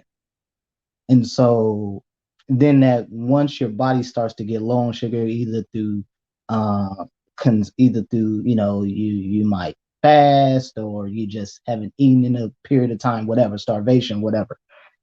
Your body actually your liver actually will break down a glycogen to supply a source of a sugar for the body for a short period of time, roughly about 12 hours, no more than that. And and so the principal issue with the liver, and typically in people who are obese, is as was stated on that graphic you have there, is uh fatty liver disease. So what happens is that all excess sugars in the body actually converted into what is known as adipose tissue or fat tissue. Um, that in turn, when you have excessive amounts of sugar and is converted into adipose tissue, it begins to cover many of your organs, principally the liver. And so that's why you see something called fatty liver disease. And then of itself, that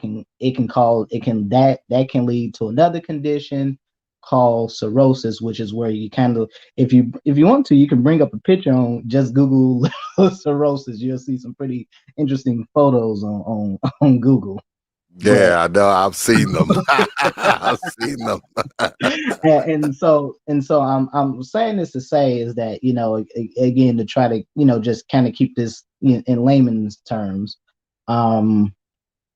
At the end of the day, I think these arguments still just kind of get oversimplified, and it is not just enough to say sugar, carbs, to the question that you had posted earlier. It's not enough to say that. I don't care who doesn't like it or whatever, but this is the problem. By the time most people even think to begin to consider these things, there have already been significant enough changes within people's body, within their physiology, maybe even within certain genes, and the way genes are turned on, turned off, expressed, whatever. Okay, that, yeah, it might, sometimes once the cat is out the bag, you can't put it back in. Mm-hmm. I And mean, again, go ahead, bro. I just think that, and I know people don't like this when you say it. They don't like it when you say it, but I think a lot of us, man, are just irresponsible when it comes to this stuff, man. We're just very irresponsible. We don't care. You know, we disregard it from the health aspect of it. I mean, I think we're just lazy. A lot of us are just lazy, man. We're just mentally freaking lazy when it comes to this kind of stuff, man. But go ahead, Doc. Well, yeah. And Lady Shonda, check your email. Lady Shonda, check your email. I did send you the link. And so again, and right below the liver, you have that little green little circular structure right there, which is the gallbladder. Gallbladder.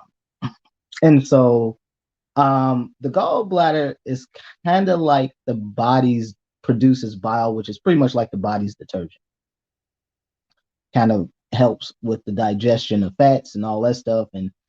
And so it is not uncommon to see people develop gallstones for reasons of having high cholesterol, so hyperlipidemia or hypercholesterolemia. So you'll see people, maybe, I don't know if you ever known anyone who ever had gallstones or stuff. It actually can be quite painful. Yeah. My And mom had those. yeah, people who have severe stomach pains, usually a lot of vomiting.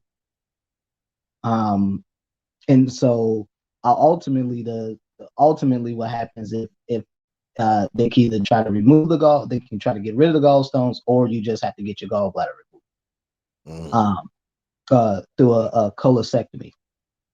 And so and so for the most part, again, when you have issues of obesity, again, again, obesity in general is a precursor to all these other conditions, because you know, this is, again, obesity is this big umbrella issue, and really an umbrella term, well, not really a term, but just an issue in general. And so you have all these issues, all these major issues that can manifest from just having this one problem. And again, you know, it is very extremely difficult to get people to change their behaviors. Extremely difficult, especially the older they get. I can tell you right now, it's highly unlikely you're gonna get these folks to change it. That's why some of these, that's why things, when Black folks oversimplify, they don't really understand the psychology of how most folks work. Even when folks are faced with issues like cancer and stuff, people still do not change their behaviors. Yeah. You'll be amazed at how many folks I know are cardiac patients who still smoke, or still 2-pack a day smoker. And people like, well, you know, that, you know, they're on Coumadin, and they you know, they're on amiodarone or something like that, or they're on a beta blocker, and yeah, you know, they have all these, but they're on all these medications. Yeah. And people think that's a quick remedy, and it's not. Yeah. And people will still not change their behavior, even when they are faced with their own mortality.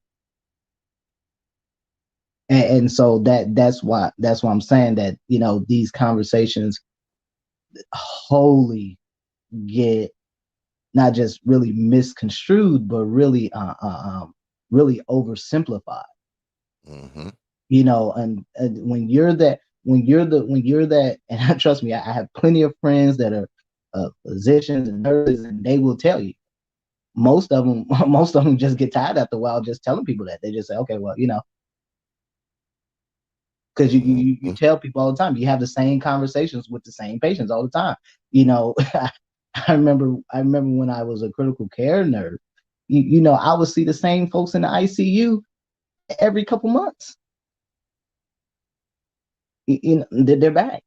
You know, I see folks all the time, folks in DKA, folks come back with liver and liver failure. People come back with liver cirrhosis.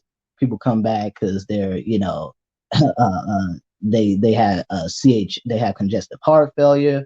People keep getting infections because they're diabetics. People, all kinds of stuff. Yeah, I mean, it's good business for hospitals and folks like that. Yes, it is. Well, really good business for the insurance companies, but that's a conversation for another day. Oh No, yeah, they please, no, she can come up right now. I can stop talking at any point. She can come up right now. Please do. Yeah, that's what I was going to tell her. Lady Shonda, you can come up now if you want to, you know, because we have a few questions, Lady Shonda. We just have a I few would certainly questions. love to hear a Black woman's perspective. Like I said, I do think Miss Shonda is a healthcare provider, so it'd be kind of interesting to hear her perspective. So Absolutely, come on, you can come on up now, Lady Shonda. You don't have to wait. Come on in here now. Come on in. and so no, again, you know, and I'm saying this to say that, like, yeah, you know, and truth be told, I know a lot of folks who are gym rats. They love to stay in the gym, they exercise, and you wouldn't believe their diets. And again, I think, you know, I don't think anyone's diet is ever perfect. I know a lot of folks hype up the keto diet, which is fine, but you, for the most part, you won't find a whole lot of physicians really on board with that, unless you're dealing with a patient that has epilepsy or something of that nature, and that's typically what those keto diets were originally meant for to begin with. But in general, because it is not typically the best for everyone in every case, in every scenario. It might work for some folks, but it won't work for everyone. And I think that's part of just in general, when you're dealing with people and their health issues, that everyone does not respond the same way.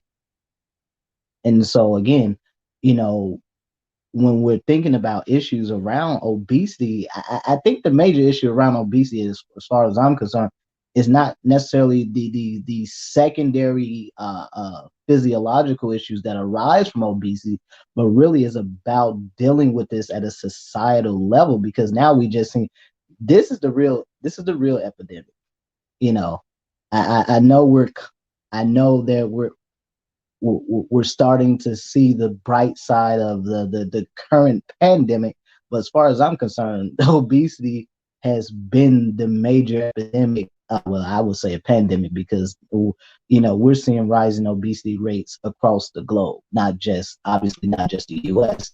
And Yeah. although many people can argue that the U.S. is probably principally responsible for seeing the rising rates of obesity, and especially in some very remote parts of the world, where essentially, there's stories and studies of how they showed how you had very remote civilizations that got introduced to stuff like Coca-Cola, for example, and how it took less than a generation to turn all these people obese. Yeah.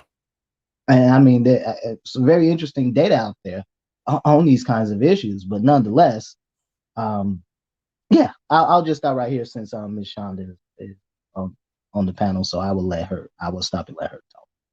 All right. Well, we've been joined by Lady Shonda. And what's good? Peace. What's going on, Lady Shonda? Good evening. I hope my mic and everything sounds okay. I have headphones on, so if you all are having trouble hearing me, please let me know.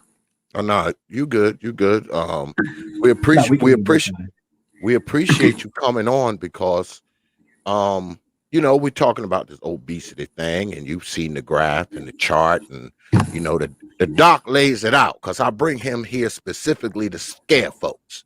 Yeah, he's doing an exceptional job. I was listening in the clouds, enjoying the conversation and the discussion. So yeah. So let me ask you, as a female, as a Black female, what do you think it is that keeps so many of Black women at such a high rate? What keeps them this way? What keeps them from, for not only caring about the look of being obese, but not caring about the health, the health crisis that lies within being obese? What do you think it is? I think it's multifactorial. I've been in the medical profession since 2003, and I actually previously, in a previous job role, actually worked in obesity management, weight loss management. So I'm very familiar with that chart that was presented. But what I mean by multifactorial is that's a part of our culture in the ADOS community, or within the greater Black dysphoria, I believe. I also think that lifestyle and access to good quality nutrition. And if I may, I'll elaborate on that briefly. And then also people get complacent in the way that they are. And if you don't have enough people holding you accountable, or calling you out in a respectful way on, this is not acceptable, this is not a good way to live your life, especially if you want to maintain quality of life and long term, and people get complacent with it. I believe the most recent literature that came out, the average size woman in the US now is between a size 14 to 16. That's the average size woman. We all know that African American women are nowhere near the majority of the US population. So if that's the average size woman, then we can increase that size for African American women, correct? But I think it's a multifactorial problem. And my area of focus is adult health, but like you said, to the Prophet of Thought, as well as to Dr. Phoenix, I also see that with young children. I will say this, and then I'll mute myself.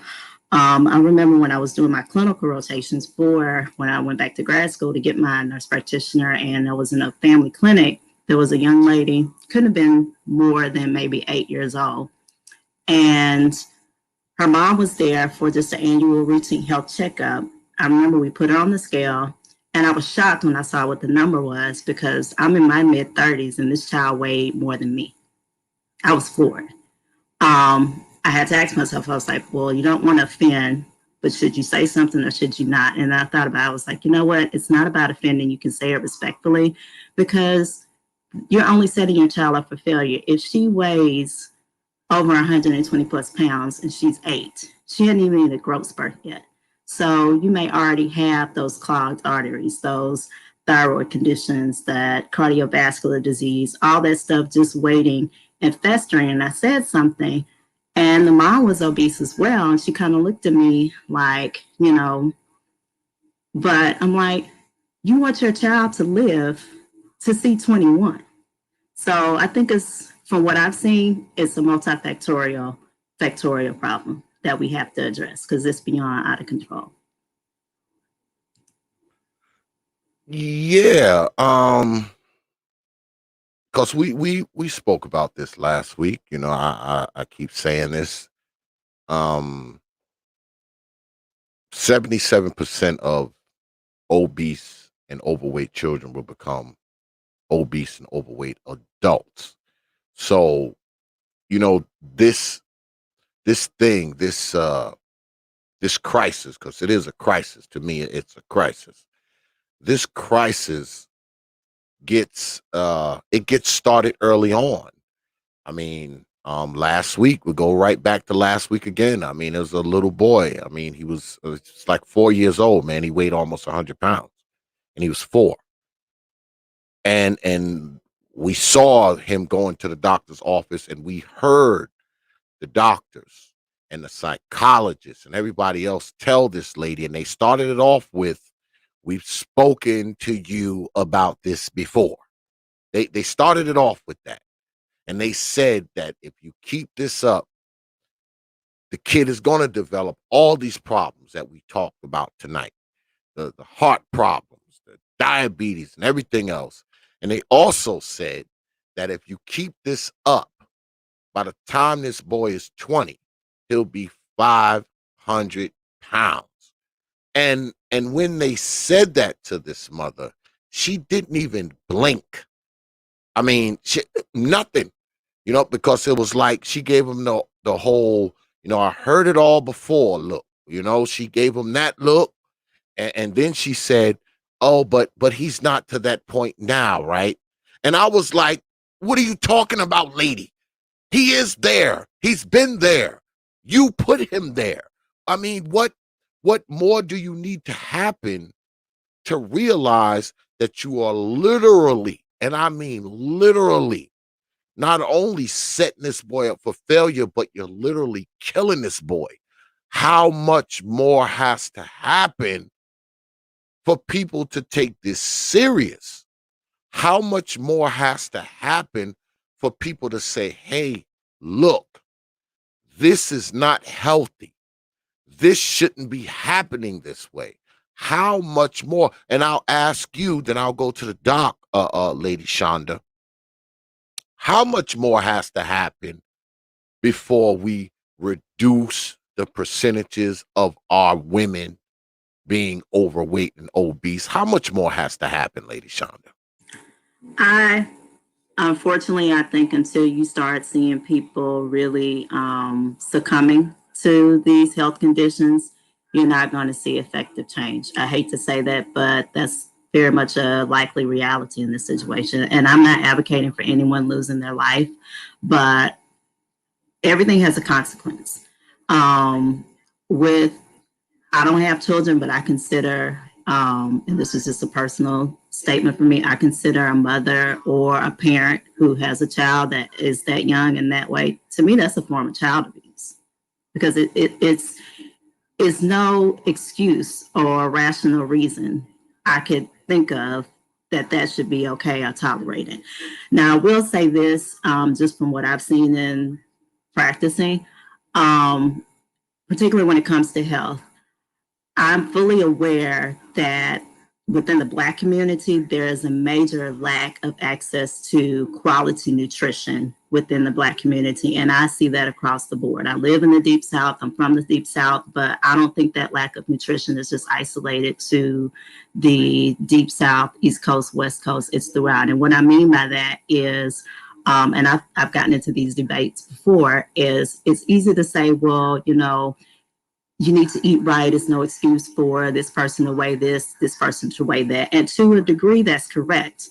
My counter to that point, and I'm not defending obesity, is let's look at finances and access. So I used this example on another panel earlier today. The average American citizen doesn't make $50,000. We've been fighting for years for people to get a working livable wage of 15, and that hasn't happened collectively across the United States. Most Black children are living in single parent homes, and a lot of them are living in impoverished situations. That means the finances and the resources are limited. So if there's lack of access through being able to find quality food, and we also don't have a lot of quality grocery stores, food stands, farmers markets within the Black community consistently on a collective basis, then the type of food that you can afford consistently is going to be trash, or it's going to be food that's loaded with GMOs, that's loaded with sodium, that's chock full of cholesterol. And I always use the example of someone explained to me how someone who's making $10 an hour, if that, can feed themselves and their family on a $20 pack of chicken for Whole Foods for a whole week versus going to get a 99-cent meal at Burger King. Does it make sense? Is it right? No, but we got to look at what people have access to. And if it comes to, am I going to keep the lights on, or I'm going to cook a healthy meal consistently, folks have hard decisions to make. So until we fix that, I just see it being a ruthless cycle that is hard for us to get out of. On top of, kids don't exercise today like they did. I'm a Gen Xer, so when I was growing up, you had to play outside. If you came, particularly during the summer months, if you came inside before a certain time, your folks are gonna look at you like, "What are you doing in here? Go back out and do something, as long as you don't get into any ridiculous mischief." But the schools have cut out PE. They cut out these programs that give the kids a route to exercise and get off some of that extra energy. But the food that they have is artificial, or it's loaded full of all this bad stuff. Well, that's that's kind of disheartening, to hear, when you say that, people have to succumb to, some of these, conditions before they wise up. I mean, do we actually have to see people dying in their 20s and having strokes, before they 30, and, being on dialysis at a young age and all this kind of stuff? Is that what it's going to take, Doc Phoenix? It's already happening, man. I personally know a guy who had a stroke at 30. Childhood friend, had a stroke at 30. Again, I'm in my 30s, and yeah, had a stroke, yeah, when he was about 30.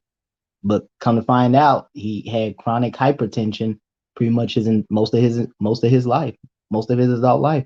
Probably first popped up when he was in his late teens and just never really got checked out. And it's not uncommon now to see adolescents, I'm talking about 17, 18-year-olds who have early stages of heart disease. This is not uncommon. I've certainly have heard stories from other folks I know that are medical providers that they have seen 17 and 18-year-olds having heart attacks. This stuff is starting to become more commonplace, and I think probably more disheartening are the numbers of mothers who came to me, and even sisters who came to me. Yeah, they have brother their brother is 30 years old, 32 years old, early 30s, millennial like myself. And, these folks have, already in early stage kidney failure.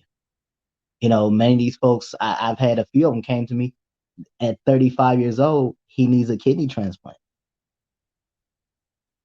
This is insane. And again, and I think this is part of where it kind of gets, where I say these conversations get oversimplified, because people don't really consider the fact that hypertension is one of those preventable issues, but it's also one of those issues that very much has a genetic component to it. If you come from a family of folks with hypertension, you're gonna have a higher risk of developing it, certainly earlier in life compared to other people. And it's not uncommon to see people who have relatively healthy lives, but then they have hypertension. And obviously those are those are genetic reasons involved with that. But again, for the folks who can mitigate that through their lifestyle, through their health behaviors, for example, yeah, I think Miss Shonda was right with what she said. It is unfortunately, folks are gonna have to die before people really start to get the hint that this is a serious problem. And unfortunately for Black folks, I don't know how much I shop at Whole Foods, and I can tell you that you ain't paying $20 for a pack of chicken at Whole Foods.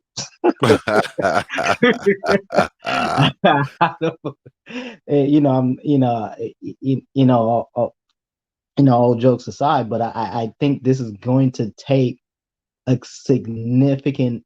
You need something on the level what when I remember when I was a kid, the way that the government really went after the tobacco industry.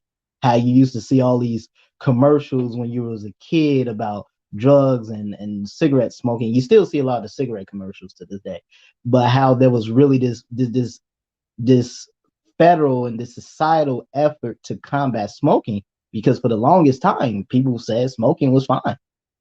And arguably doctors of the old days were guilty of this. Were saying smoking was fine until a lot of them actually ended up dead from lung cancer. But nonetheless, the point is that yeah, it's gonna take. I don't think there's not enough pain out here to be felt, because again, we're living in a world where we're living in times where yeah, you have uterine transplants. We're seeing folks who are living certainly beyond the average lifespan of what was possible 20 or 30 years ago. We're seeing folks who have conditions like sickle cell that, just 20 years ago, you probably wouldn't live to see 30, maybe 35. Now folks are living into their 60s with sickle cell. Folks if you had HIV, if you had AIDS about 30 years ago was a death sentence for many folks. If you didn't have the money. Nowadays, you took a 10, 15 cocktail medication, trimmed it down to 4 or 5, and people are living virtually virus free. And again, we're seeing this now. You're living in a world where you got cures for Hep C. Yeah. And I mean, Hep C is one of the newest treatments that's been out on the market now for the past few years. But again, when you go back to your graphic there, one of your cirrhosis, Hep C is one of the major causes of cirrhosis and liver failure, and ultimately liver cancer in people. Certainly for a lot of the boomers and Gen Xers, specifically your boomers. But the point is that yeah, I think she was absolutely correct in what she said, that I don't think we felt enough pain out here before it truly becomes an issue where yeah, there's a societal effort to tackle it. I mean, you need something on the level what you've seen been happening for the last few years with the opioid crisis, what we saw what happened with a certain number HIV, AIDS. Because again, I think certainly there are financial interests involved with that, but then certainly there's a level of culpability here. And while I agree that that access is certainly a major component of what happens that leads to people being obese. I also believe too that very much what gets perpetuated is really these codependency. Again, when you had that infographic and you showed that you had that one picture, the thumbnail of the woman from My 600-Pound Life, if you look at all those cases on there, they all had someone who enabled the behavior, who Yeah. snuck them food when they were supposed to be dieting. They had somebody sneaking them food. I mean, not to make any joke of this, but again, this is something that really has to be dealt with, not just not just at this medical level. I think we kind of quick to throw it off on medical providers and say, well, you guys are not doing enough. No, we're doing enough, but there's only so much you can do. If I can't get you to not adhere to this diet for 3 months, even if you're diabetic, for folks who are pre-diabetic, I think probably one of the more heartbreaking things are pre-diabetic people who I've seen, and they just they don't stick to a plan. Then see them 6 months, a year later. Sometimes for a lot of Black folks, you might not see them for years later. They have a full blown case of diabetes. Only thing I will do now is just manage you. Yeah. Not And it's try to prevent you from developing diabetes again. You go in to see this, and I'm sure Miss Shonda probably have seen it. They might throw you on metformin or something like that, maybe Glaviride or something, and like and a lot of doctors are okay doing that to you. They're okay if you're pre-diabetic, just throwing you on the medication, because it just becomes much easier than trying to sit here and have a conversation with you about this is what you can do to stop this in this process. Yep. An Right. ounce of prevention is worth more than a pound of cure. Absolutely. And if I may profit a thought, and Dr. Phoenix, I think you may have alluded to this earlier. I did come into the discussion after it already started, but one thing in the on the national scene that we don't see enough is preventative medicine. There's not enough conversations or even enough federal funding put into preventative medicine, because a lot of these conditions that are listed on this chart and that have been discussed and that we talk about, a lot of this stuff can be prevented. Heart disease didn't just manifest overnight, just like obesity didn't just manifest overnight. That's a track record that over time, develops based off of lifestyle, behaviors, a lot of different things. But if we can kind of attack it at the head, then we can hopefully get these numbers down to where it doesn't have to become the crisis that it is, particularly within the Black community. But there's not enough effort and funding in that. And then you also have to, we're having those conversations now, have those hard conversations about we have to change our mentality towards things. And a lot of people don't want to adapt that. Yeah, I know that's a major problem. So let me ask both of you, because both of you are in the healthcare field. Is it or should I say, should it be a thing? Because you said something earlier, lady Shonda, when you said you were talking to your patients, and you saw an obese child, and I guess you hesitated to say something, but you eventually did. Is that something that should be done by, you healthcare professionals, when people come in there and they have X, Y, and Z conditions, which are obesity related, specifically obesity related? Should you healthcare folks be saying, look, you got to try to, ease up on the sugar, ease up on the salt. Maybe you want to exercise, drink more water, et cetera, et cetera. Would that help? Even though they may not necessarily be there for their, obesity per se, but you as a healthcare professional, that it's obesity related. So should something be said to these people, to the terms of, trying to preempt, some of these conditions that we discussed tonight? I definitely think so, and the reason why I feel that way is because my philosophy when it comes to practicing is that every condition or disease does not have to automatically translate to where you have to have a prescription for something. I see hypertension on a daily basis. I see high blood pressure on a daily basis. I see diabetes, heart disease, all of those things. And individuals can have those conditions even without them being obese, but by them being obese, of course, that further compounds the problem. I look at it as I'd rather that individual be upset with me maybe temporarily, because being upset has never killed anybody. Heart attacks kill, obesity kills, cancer kills. So you can be upset with me. You can cuss me out in the car. You can, look at me like, okay, this little short chick really didn't have to come at me like that. And I will try to my best to do it respectfully. My goal is to never offend, because we're all humans. But if I see those red alert flags, I'm going to say something. I've gone as far as giving patients letters. Hey, these are your numbers for the day. We need to follow up on this. I need you to come back and see me. If you don't feel comfortable seeing me, follow up with someone that you feel comfortable with, because it needs to be addressed. Dr. Phoenix may or may not agree with me. There's a lot of profit in that, medicine is a significant part of, as far as like the prescriptive pharmacological component is a big part of financing when it comes to medicine and healthcare overall within the US. But I'm not of the belief that every condition automatically has to translate to you need a prescription. And the reason why I say that is I'm not against writing prescriptions, but I have to look at, if I write a script for a patient, are they going to comply with the prescription that I'm writing? We need to have that discussion before that prescription is written or sent to the pharmacy.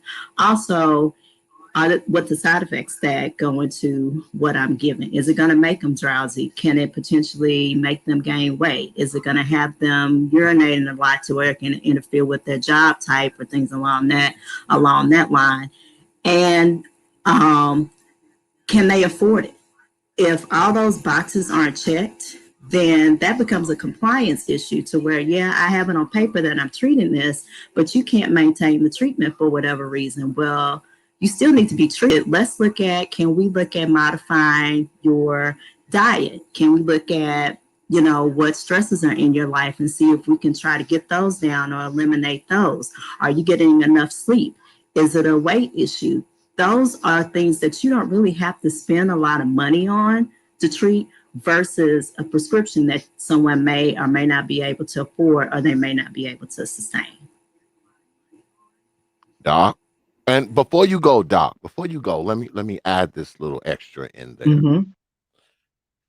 Do you find that, because I've heard this said before, do you find that medical professionals, doctors, when they see a patient and the patient is in there for one thing or another, are doctors and nurses, are they apprehensive to speak on weight when it comes to black folks, especially black women?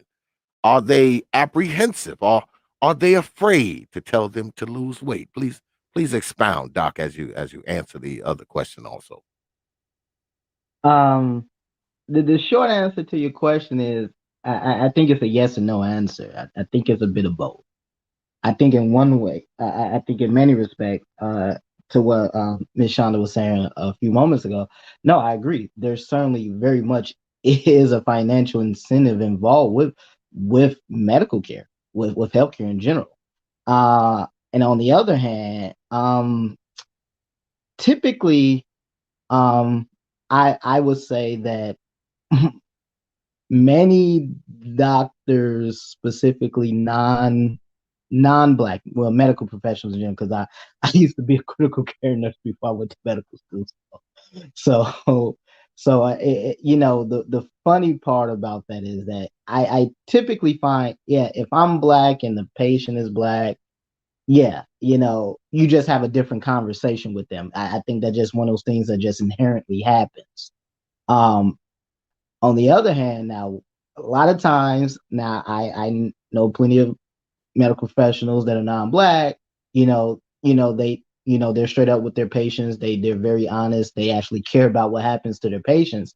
But for a lot of, and I probably say for a lot of doctors, especially when you're dealing with some of the older ones, many of the older ones, excuse me, yeah, they tend to be rather indifferent, if not apathetic. It just kind of one of those things where, yeah, it is what it is for them.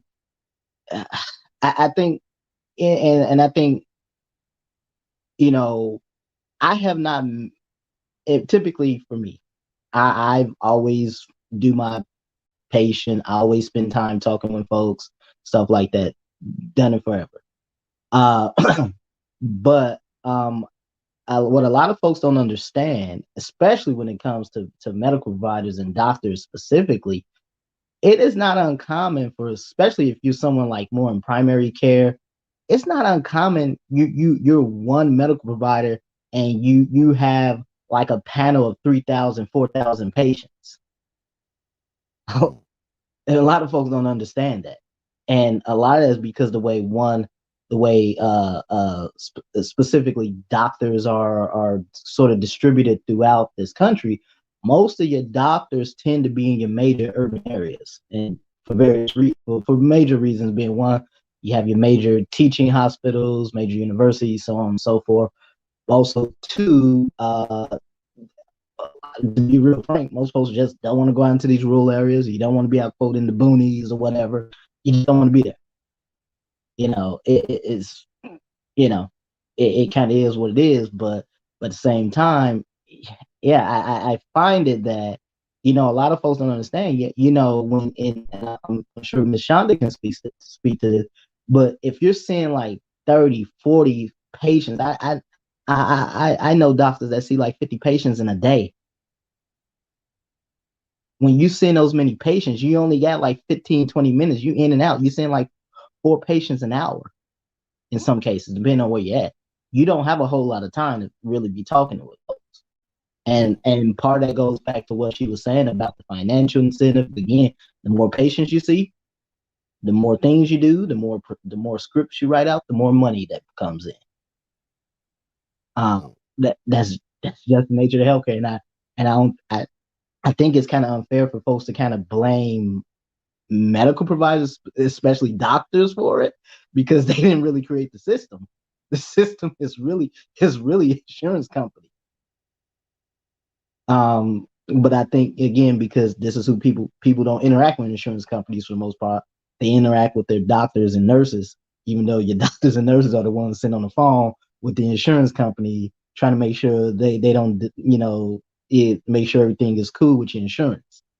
But I think it's just one of these things where, yeah, I think people don't really understand just how many folks you're seeing, and you cannot possibly imagine, you're seeing 30, 35, maybe 40 patients a day, and you walk, and 2/3 of them are overweight, maybe half of them are obese or morbidly obese. Because now, once you start getting to that realm of obesity, when you start hitting that BMI at 35, you get into that obesity realm, then now you got to start looking at, sleep apnea, maybe do some sleep studies or something like that. I mean, you're looking at a bunch of stuff. There's a whole bunch of other things that come into play, and a lot of folks don't understand. That takes time and takes a lot of money. Your average sleep study is about $1,000. So I mean, this is not a joke here. I think. So it's not as simple as the ophthalmologist who's seeing you, not breaking the ice with have you considered losing some weight, madam? So it's not as cut and dry as that, right? No, no. I mean, it is. I mean, you can sit there and have these conversations with people, and it happens all the time. Like I said, I do it. I know plenty of folks that do it. But and again, it's just because you have these conversations, it's not going to necessarily change the current trajectory of these people, of these folks. They're not gonna have this major epiphany in their life where they're gonna turn around, start eating the right things, start making better choices in their life, whatever the case may be. That's that's not gonna, you having one conversation with them for a few minutes is not necessarily going to change that. Yeah. Because probably if they were apt to change, they probably wouldn't be in your office with this obesity related problem in the first place, right? Well, Yeah. I'm sorry. I didn't No, mean no, to go ahead. interrupt. No, go ahead. Go I ahead, Lady think it. Shonda. I think it goes down to medical. It's a term we use in the medical profession called medical literacy, which is a form of being able to understand and read not medical jargon, but just understanding the health information that's presented to you. And Dr. Phoenix may agree with me on this or may not. A lot of times, medical professionals, whether it's a nurse, PA, MP, MD, don't really know how to break that down effectively to where that patient may understand. We're taught a certain lingo and a certain language once we're getting into the medical field because a lot of the terminology is Latin or Greek based. So you have to have a certain type of language to speak with other providers within the healthcare realm. But a lot of us are accustomed to doing that, and we don't always have those skills to be able to talk to that patient at a level that they can understand. That's not by any means calling the patient ignorant or anything along that line. I have that skill because I want to make sure that whoever's coming to see me, whoever's under my care, they understand what they're seeing me for, what they're treating. And there's such a thing as patient rights. I don't want to force anything on anyone, but they need to know what their options are. My goal at the end of the day is to make sure whether or not you choose to go with me to be your care provider or not, is that you know what your options are. And I want to do the best that I can to educate you on that. But another thing that limits us and restricts us in healthcare is the healthcare system has been overrun, like Dr. Phoenix said, by the health insurance company. But let's put it all out on the table. A lot of doctors was in bed when those decisions was being made as well. I'm not pointing the fingers, but the health insurance industry has taken it over. But that wasn't solely a decision that they made by themselves. There was a lot of collusion within that. One of the incentives that you see within these healthcare organizations and within these hospitals that I don't like, I hate it when they introduce this because it wasn't in effect when I first got in the field, is now it's gone more to I hope I'm saying the word right, like a concierge type. You go to the hospital, you go to certain healthcare centers, and it's like, okay, we're going to do this for the patient and we're going to do that for the patient. But are you treating their condition? Are you managing their condition? Yeah, I can put you up in a hospital room that looks like you're at the Ritz-Carlton. But at the end of the day, if you coming back a month later for the same thing, did we really fix the problem? No, because who wants to go to the hospital repeatedly over and over again if they're not sick? Or when I was working bedside, I haven't been bedside for 3 years, for almost longer than that. I would see the same patients over and over again as a critical care nurse. And it's kind of like, okay, why is this patient coming back in with the exact same diagnosis? To me, that goes into it's a mismanagement along some line. Is it because the patient's not understanding their condition, or is there incentive to not manage it properly? And that may come off like I'm down in the medical community. I'm not saying that, but there's this incentive to whereas as long as the patient has their hot breakfast, their towels are warm, their room temperature is right, then these patient surveys go out and it's like, okay, I had A+ care at this facility, but at the end of the day, your diabetes is worse. Your hemoglobin A1C went from being 7 to 9. That's not fixing the problem, but you had hot towels and a great breakfast.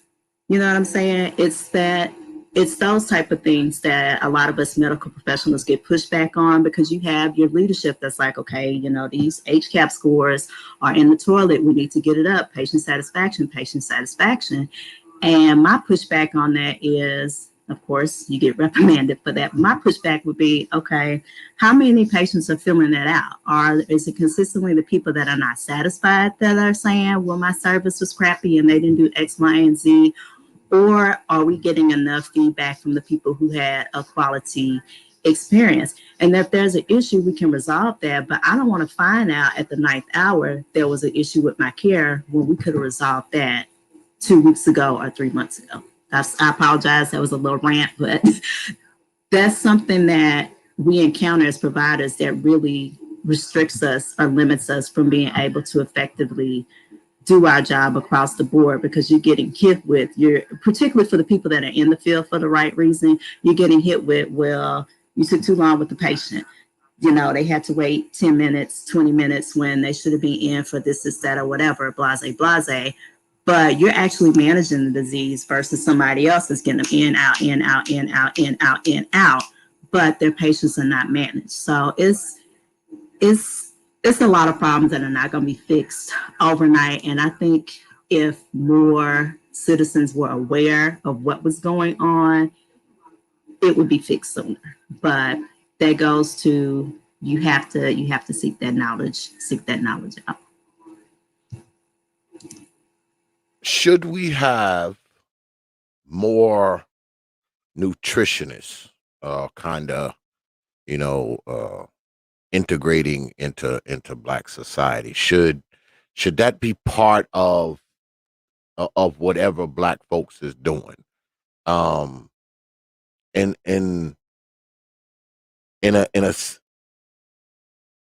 a situation where a person is obese, overweight, and they're going to see a doctor for one thing or another, and this patient obviously has an obesity related problem, whether it be diabetes or pulmonary disease or whatever. Should a nutrition also be part of this person's, healthcare plan, instead of, just, telling them, to eat right, exercise, and take a bunch of freaking medicine? Should they be giving out some nutritionist referrals? Should nutritionists be a part of? Should a nutritionist be integrated into these pockets of Black society, I should say? Like, I mean, because we have everything else.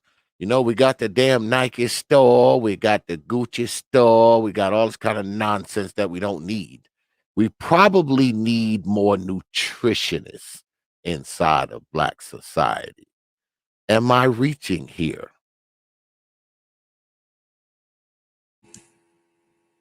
I'll let Dr. Phoenix go, and then I'll go after him.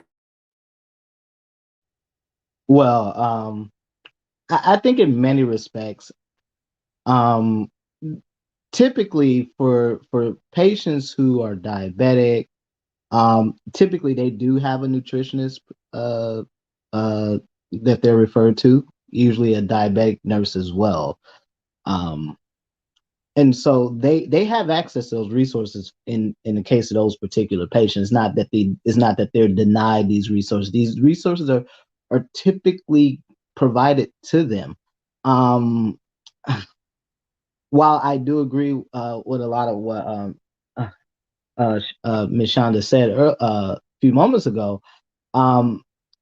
yeah, but I still think, I think a lot of folks are really quick to throw the blame off on doctors when doctors are a very small percentage of the medical field. Okay, well, I think, Doc, you know me. I don't blame you, Doc. but You already know who I blame. What I'm saying is that when you look at the numbers, there's a little over about a little over 1 million or so practicing physicians in this country. And I think maybe about 1.1, maybe 1.2 million or so practicing physicians in this country. And when you look at the distribution of these physicians, yeah, I think, again, people don't seem to understand. It is very difficult for a lot of physicians. If you're seeing 40 some patients, that is common, especially if you're primary care. If you're seeing 40 plus patients a day, you have a patient panel of 3,000, 4,000, 5,000 patients. Yeah, time is go get cut somewhere. And again, I think because of the way the way the system, this is still America. This is still very much a capitalistic society. You know, doctors have bills, doctors have things they have to pay for. I'm not excusing doctors not giving the standard of care, but what I am saying is that I think a lot of times that there's this real push to put a lot of the blame on doctors, and I'm saying that, like, yeah, doctors are certainly guilty. Like I mentioned earlier about, yeah, doctors were guilty for a lot of the misinformation out there about smoking.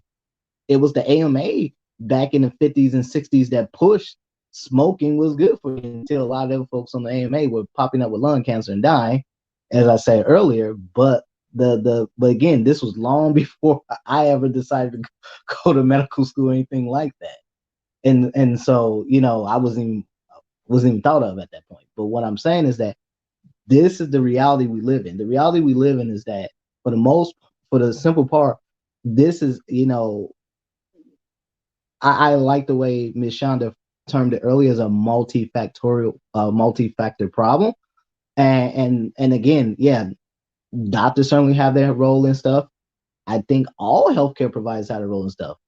But at the same time, the biggest onus still needs to fall on the patient, because if you're giving a patient a specific set of instructions, we know a lot of healthcare providers in general know that compliance is a major issue with patients, especially when you're dealing with Black folks.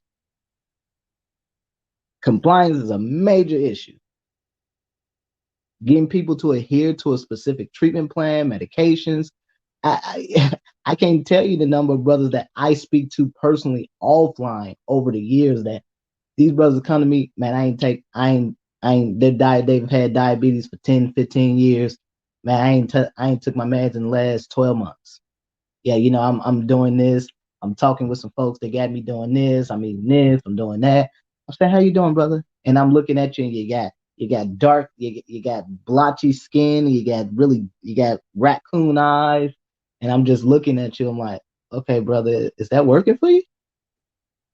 And so again, I'm not saying this to say that, you know, it's all exclusively the patient's fault, but I think the blame is kind of equal here. You know, again, you know, I do think that for the most part that, yeah, you know, these resources are provided on a regular, especially the diabetic patients. Cancer patients get nutritionists, all of them. They all get it. But again, it's you know, like I was saying earlier, you know, do you know how many folks I know that are cardiac patients that they still smoke? They will still smoke a pack or two of cigarettes a day. Jeez. They still do it. And they're 60, 70 years old. It's just that I think for a lot of people, just I think Black folks have a really hard time accepting. Yeah, there's just some things you're not gonna change. I don't think you're gonna get a 60 or 70-year-old person to stop doing what they've been doing for the last 30 or 40 years. You're just not. Absolutely not. Plus, you know, we're people that we are addicted to our comfort zone. So anything that brings us out of said zone, we don't want to hear it. We are like, that can't be the truth, because that takes me out of my comfort zone. Therefore, I shall not comply. Well, that's why I just add one quick thing, because that actually, you saying actually brings to mind something else I had wanted to say earlier, and also something that Ms. Shonda said. It also becomes critically. This is why it's so critically important to target younger people, you know, to stop sort of that generational curse of obesity, especially with Black folks. Oh, yeah. And why, you know, I have no, and I'll be honest, I have no problem telling when I see, if I see Black children and I see their parents, I first thing I ask them, I have no problems bringing up my concerns to them and expressing to them, why is your child overweight? And trust me, I've gotten cursed out and all kinds of stuff. So it just kind of comes with the territory. But again, you know, what I'm saying is that I'm one person and I do what I can, but this is not gonna be this is not gonna be solved because you have a handful of doctors and nurse practitioners and nurses and whoever else doing whatever they need to do. This is a societal problem. This is not a problem of the healthcare system.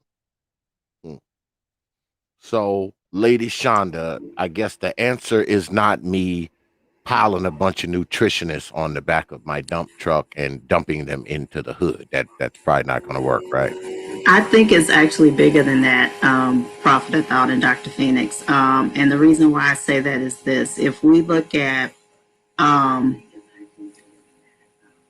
think we respond better to our own. And what I mean by that is sometimes when that tough love has to be given, it may be received a little bit better from people who look like you or come from a similar background, or it may not. But I think culturally we understand each other better than other ethnicities and demographics do. With that being said, do I think that there needs to be dietitian access in the Black community? Absolutely. But that also, from my view of things, is a multifactorial problem, because a lot of times there goes back to that lack of access. And what I mean by that is insurance. There are a lot of non-insured African Americans within America, or you can have health insurance and you can be what's called underinsured, to whereas the coverage that you have either through your employer or you got it through the marketplace limits you on the type of healthcare services that you are able to access without having to pay out of pocket or having to pay a high out of pocket cost.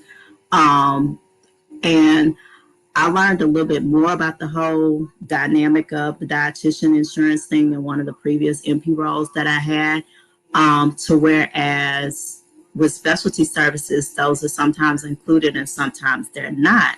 It's a great asset, but there's not enough dietitians. There's definitely not enough Black dietitians. It's only 2.6% of the total dietitian profession, just like it's not enough Black medical professionals. Like if you were to pull up the numbers now, under 45,000 or under 50,000 current practicing physicians in the U.S. are Black. And I'm going to lump in there our brothers and sisters that are from Africa, the Caribbean, other African nations.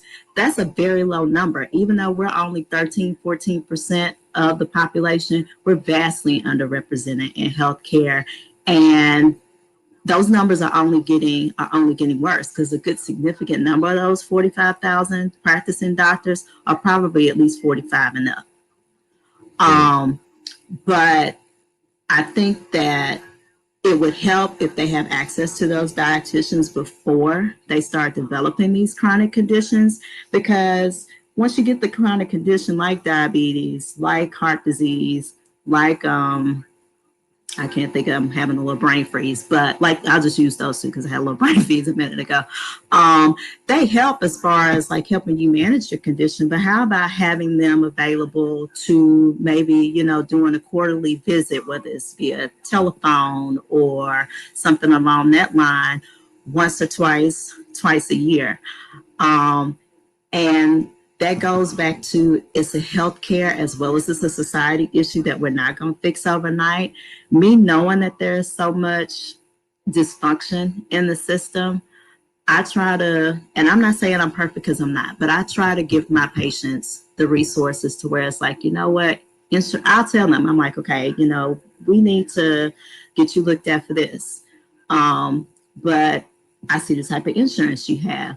Insurance is not going to pay for that. Either you're going to have to come out of pocket, or we're going to have to find another way to manage this, or we may have to delay getting you in to see this person because this is what it's going to cost to see them. It's messed up, but it's just the way of the world, the way that the things are. So knowing that, I'll refer them to like the CDC website on dietitian, birth manuals, these different free resources that they can go to, look up how to read food labels, look up what a healthy balanced diet includes. Everybody typically has access to some type of smartphone, whether it's 10 days old or 2-3 years old, and they can pull that up usually free of charge. But yeah, it's a resource that's vital to us, but it's just not enough people that are actively in the field to accommodate the need. And that's the disheartening and the sad part. Yeah, it is. Really, And no, really sad. I Go ahead, actually Doc. really quickly before this escapes me. Ms. Shonda did just bring up a very important point about insurance, health insurance, and specifically folks being underinsured, because that tends to be one of the main impediments to getting provided these secondary and tertiary services and stuff like that. These referrals for more specialty care, is that oftentimes insurance isn't covered. It isn't the insurance won't cover that service that specialty may provide. And so yeah, I mean I mean I've sat on the phone with insurance companies, many times, trying to get them to approve something, and again, it is aggravating, is pulling teeth, and so I agree absolutely. I agree with her 100% on the issue around insurance, and and and it's interesting she says that, because again, keep in mind this is post ACA. This is post Affordable Care Act. And so, people, and we're still seeing issues with people being, uninsured and underinsured. And so, again, I think these are all issues that has to be tackled at a societal and more importantly at a federal level. I mean, you're not going to see any real movement on this until there was some real federal um, movement, until there was some real federal action behind this. There has to be something, because obviously you're never going to get insurance companies or pharmaceutical companies or whatever. They're never going to they're never going to do it. They're going to always do what's in their ultimate best interest. And the same can be said of healthcare systems. And so again, yeah, doctor, you can have medical professionals that are altruistic, and they will try to do the right things for their patients, but again, there's only so much power that a medical provider has, including doctors. There really isn't. At some point they're going to get overridden by some administrator, they're going to get overridden by an insurance company or whatever. So that's the nature of the healthcare we have in this country.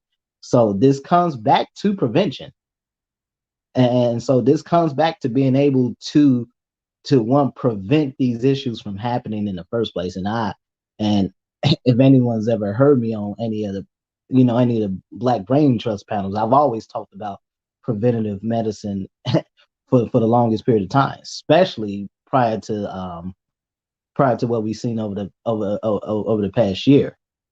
And so again, this is just one of these scenarios where consistently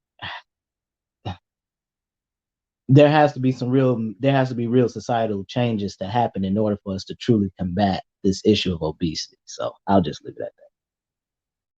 Oh yeah, man. And I go back to the children again, man. If we're not gonna do it, then fine. Grown ass Black people don't want to do what's right. Fine. You don't want to eat right. You don't want to exercise. You don't want to give up the deep fried Snickers. I get it.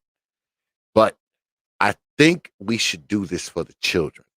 I mean, we gotta stop putting these children on this path, man. We have to stop doing that. I mean, if we ain't gonna do it for ourselves, we want to continue to eat ho-hos and ding dongs for breakfast, and chase it down with a 2 liter Pepsi, and eat a whole tub of ice cream with Oreos in it, and chase that down with a 2 liter of Mountain Dew and all this old kind of foolishness. We want to eat like that. We want to act like that. We want to live like that. Fine. But when it comes to the children, man, I mean, eat all that crap when the baby's asleep. Don't let them see you eating that crap. Make sure they drink plenty of water. Make sure they get plenty of vegetables. Make sure they get exercise. Make sure they're not on the same path. I mean, even if you have to think of it like this, that you want your children to be better than you. You want your children to be healthier than you. You don't want your children to go through probably all the things you're going through right now because you have these O.P, these O.R.Ps, these obesity related problems. Think of it that way. Think of it as possibly saving your children's lives, even if you're not interested in saving your own. I mean, that's where I'm at with it. I mean, I want black folks to be healthy, but more importantly, I want them little ones to be healthy because, see, unfortunately, those little ones can only get what we give them. So if you feeding them crap and you feed them crap in an abundance, you're putting them on the same path that you're probably on, and they'll suffer from the same conditions and complications that you suffer from. And the crazy thing is they'll probably suffer from it from a younger age. But I'm about to wrap this up. Any final words before we peel out of here, Doc or Lady Shonda, whoever wants to go?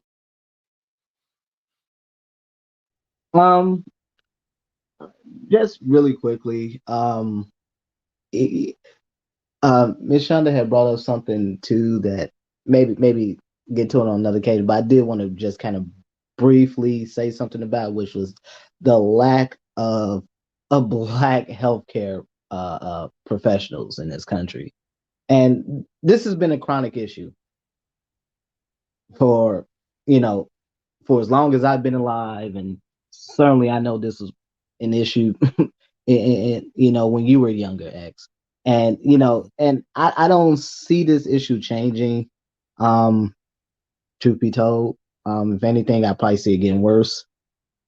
um, but I have talked about this ad nauseum on a number of panels for about a year or so, and because you don't have to go my route, you don't have to go to medical school and all this stuff. You can become a nurse, you can go to MP school, you can go to PA school, whatever. There are other ways to get into the medical profession without having to go through this long arduous process of going to medical school and so on and so forth. But again, a lot of the problems that black folks do experience with chronic health issues and sort of their experience within the health system a line can often be drawn to the fact that oftentimes that black folks are not interacting with other black folks within the healthcare system. It's not every day. It's more uncommon for them to not see a black person that's a physician or MP or PA, whatever. And so that's part of the issue of tackling what you were talking about earlier about nutrition, having access to these services and nutritionists. Is also creating these pipelines that would actually allow black folks to get into these professions, because these are not things that happen overnight. These are careers that take years and years to get the experience, to get the schooling and the experience and stuff like that. This is not something that happens overnight. At a minimum, you're looking at 6 to 8 years. If you want to do the MP thing, for a doctor, you're looking at least 11. And that's assuming you want to go into like primary care. If you're looking at something more specialized, you're looking at 15, 16, 17 years, probably even longer, depending on what you do. And so, these are not things that happen overnight. These are things that this goes back to that the children. If black folks want outcomes that reflect what they want, it's gonna have to start with the children. It really does. It's gonna have to start. It has to start with one, black men. You should be pushing your sons. I don't have any kids of my own, but you should be pushing your sons into healthcare. Think about careers in healthcare. Think about going to medical school. Think about becoming a nurse or a PA or whatever. Think about these. These are very, these are very well-paying careers, and there's a lot of upsides to it. There's their downsides, but there's probably more upsides than there are downsides for sure. But again, fundamentally, if black folks are gonna have to institute the change they want to see, It's just that simple. Agreed. Agreed. Lady Shonda. I agree with everything Dr. Phoenix just said. To Prophet of Thought, I want to thank you for allowing me to come up on the panel. Um, and just to conclude, I will say that yeah, we definitely need to start with the youth. Um, and I would love to see more Black professionals in the healthcare space because we're very much outnumbered. I'm gonna say these two things, and I'm pretty sure you all are aware of this. One way we can help with the youth is try to get our Black males, particularly our young Black males, reading at a proficient reading level. When I read that statistic months ago, I was floored because I'm the daughter of two retired teachers, and I know when my parents were teaching, that wasn't acceptable. I don't have kids, but I do mentor when the time permits. And it's sad because it's like they already want to see us fail, and we shouldn't acquiesce to that. Another thing, if I may, in regards to one program that started within the last year, the deadline has closed, but this is a program I see them continuing. Um, One of the HBCUs in Tennessee, Tennessee State, started a collaboration with Meharry Medical School, which is one of the few African American medical schools in the country. It's actually one of the older medical programs in the country. Is African American medical programs in the country. For anyone that's interested in the field of medicine, they have a collaborative program, and Prophet of Thought, please correct me if I'm stepping out of my bounds on this, to where if you're interested in studying medicine, you can enroll at Tennessee State, transfer to Meharry at your third year instead of your fourth, and you will have not only your bachelor's, but your medical degree within 7 years, which means you're cutting off a year from medical school, as well as you can go into residency a year earlier. So to find out more information, you can just Google Tennessee State or Meharry Medical Institute. But that's another way to get us into the health profession, whether you want to go the medical school route. But we definitely have to get our youth more engaged in the STEMs, as well as get them reading on a proficient level so we can compete. But thank you for your time. I enjoyed the discussion.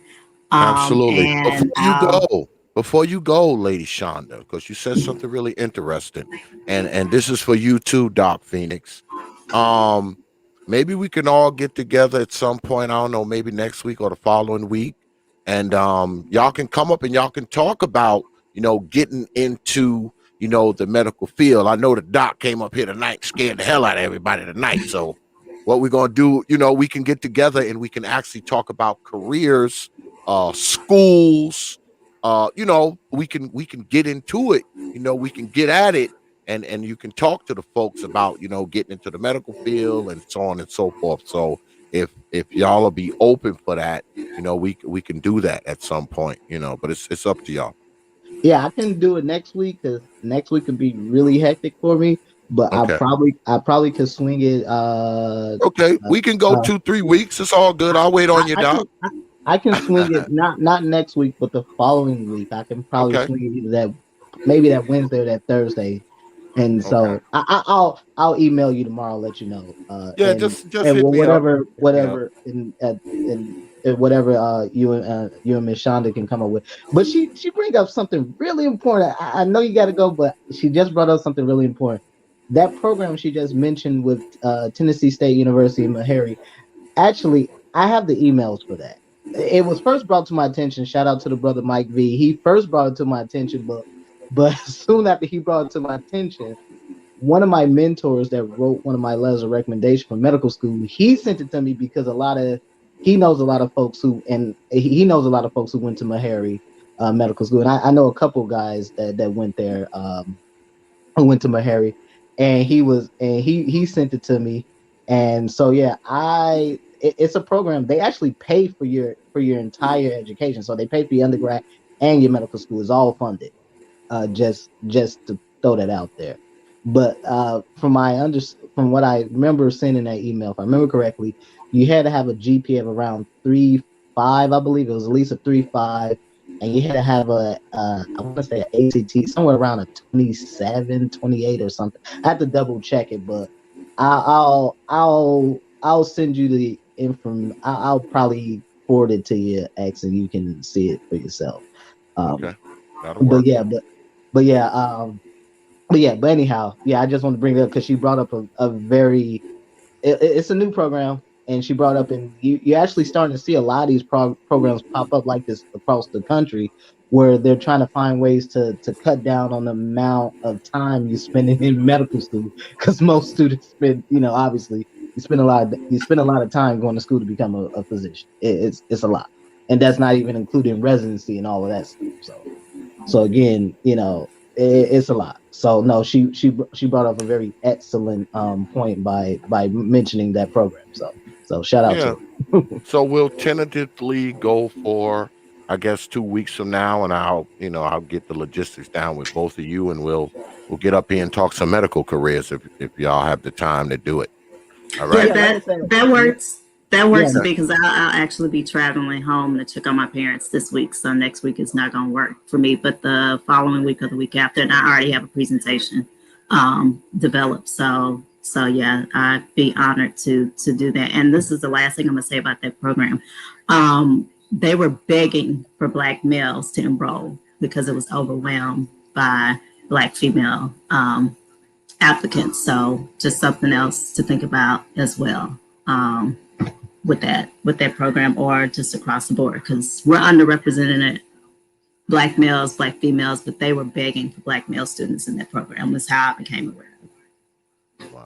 yeah. That's how it was originally brought to my attention. When, like I said, again, it was first brought to my attention by the brother Mike V. So shout out to him. But then, like a week after him and I talked about it, then I got an email from my mentor. Because he had got the email from some of the administrators there, and they were bringing it to his attention, asking him, did he have any students or know anybody or stuff like that. So yeah, they were the focus was trying to get Black males because they had such an overwhelming response from Black females, and they literally didn't have virtually any from Black males. So Wow. Ain't that something? But I appreciate both of you tonight. Hit me up, Doc. Let me know what's good for you. Lady Shonda, as soon as I hear from the good doc, I'll hit you up. I have your email, and maybe we'll do something in the next couple of weeks. All right. Okay, sounds all great. right, Thank all you right. all again, and be safe. I know, You too. pleasure having you. All right. Thanks for having me, X. Oh, Again. as always, Doc. You already know what it is. You know you my guy, man. Yeah, you know what, man. I'm gonna. Yeah, I'll send you an email. I'll send you an email. Okay. Stuff Okay, like just that. write me, Doc. All right, all right. Peace. Have a good evening. Peace. Take it easy. Peace, Lady Shonda. Yeah, we're gonna go ahead, wrap it up. Good stuff tonight, folks. I hope y'all learned something. Uh because we got to talk about these things, man. We have to talk about this obesity stuff. We have to do it. We have to do it. I know we talked about the same thing last week, y'all. I know we did. I know we talked about it. You know, we talked about childhood obesity, and this week we talked about adult obesity. And the biggest thing with the obesity thing with me, all right. Now, luckily, because I have 4 children, right? Well, they ain't children, they're adults, but I have 4 offspring, right? And they're all adults now. And, none of them are obese. Thankfully, none of them are obese. But I do have grandchildren. And I think about them now. Fortunately, none of them are obese right now. And I would be a very irresponsible grandparent if I saw one of my little grandbabies walking around and they were 2 or 3 or 4 years old and they weigh as much as an adult. I would be the most irresponsible grandfather ever if I didn't say anything, if I didn't intervene, if I didn't, raise hell about it, even, you know? I mean, when you have these children, man, who are like morbidly obese, man, because I see them when I'm out and about, when I'm working and I'm traveling, and I see these little kids sometimes, man. I mean, and y'all heard Lady Shonda up here tonight, man.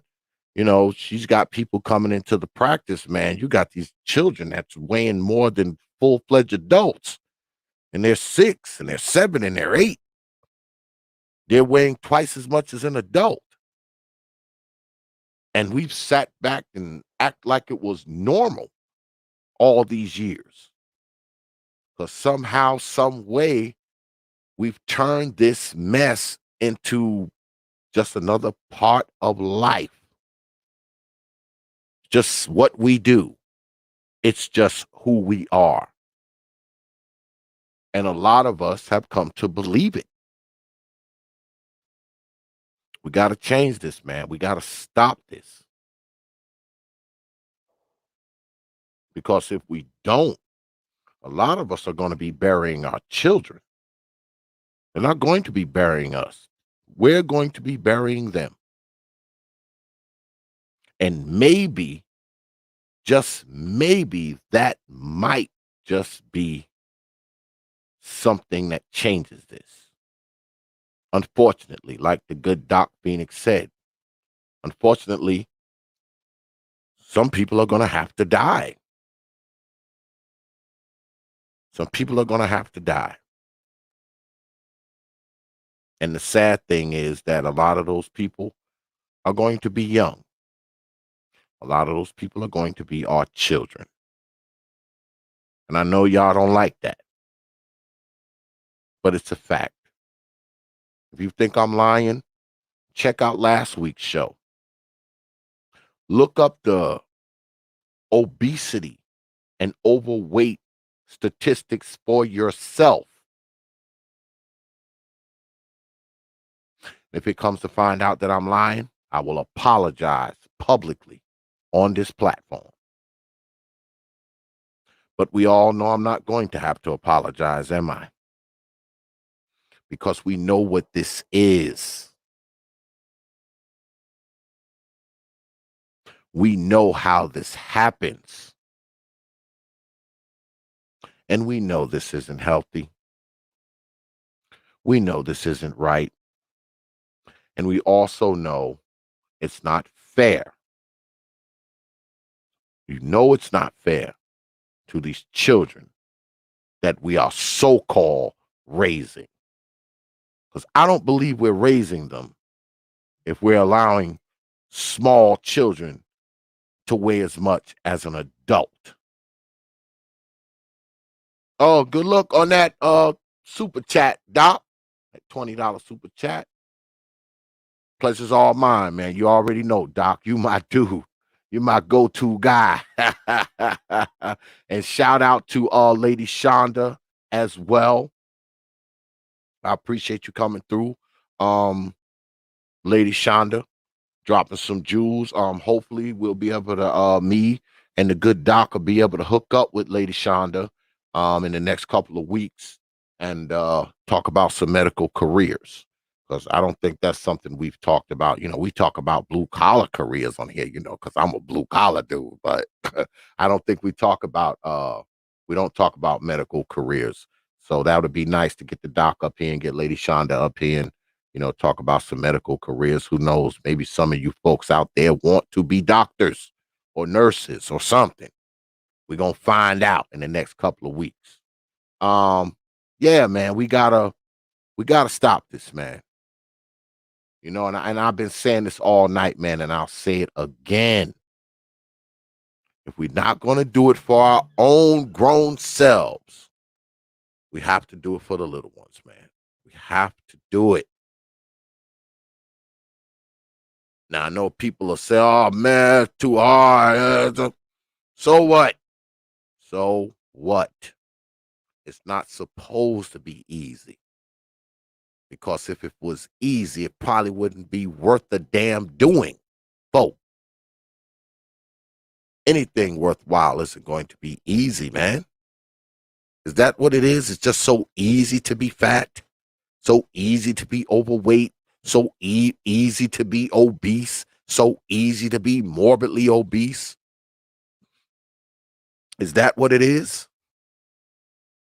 Is that why we look this way inside of Black society? Because it's easy.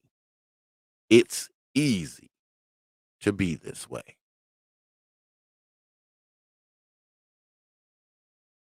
That's a sorry ass excuse, man. It just is. Especially when it comes to these kids. Maybe keeping them healthy isn't easy. Maybe keeping them at a normal weight is not easy. Maybe none of this stuff isn't easy for people. Maybe it's not. But quite frankly, I don't care. I don't care. We need some difficulty in our life. We need some challenges, man. And we need to start doing things differently. Because at this rate, 80%, this rate it'll be 90, 95. Only 5% of people will be walking around here normal size or thin or skinny. Only 5% of us will be walking around here without diabetes, without heart problems, without cardiovascular disease and pulmonary disease and all this kind of craziness. Think about it, man. And after you're done thinking about it, let's get at it. All right? All right. So, hold on. Turn my shit on, y'all. Because y'all know I got to beat. Before we leave, I got to hit y'all in the head with T.P.O.T's programming notes. So, yeah, good stuff tonight, y'all. Good stuff tonight. But before we leave, I just want to give y'all another rundown of what we got scheduled for you good folks this coming week. Tomorrow night, Brother Curlin and Lady Danielle will be here, and we will be talking about to tie the knot or not. Yeah, the two newlyweds have tied the knot, I believe, about 2 weeks ago, and they'll be here, man, on the T.P.O.T YouTube page, and I'll be interviewing them. I'll be asking some good questions too, y'all. I'm gonna be asking some good questions. I am.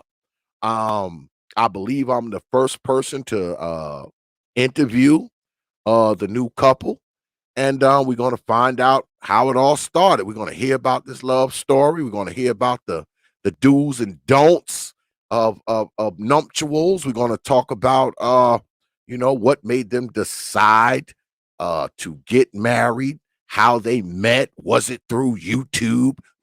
All of that's coming down the pipe tomorrow. So make sure you have your black behinds here, 9:30 p.m. Eastern time, right here on the T.P.O.T YouTube page.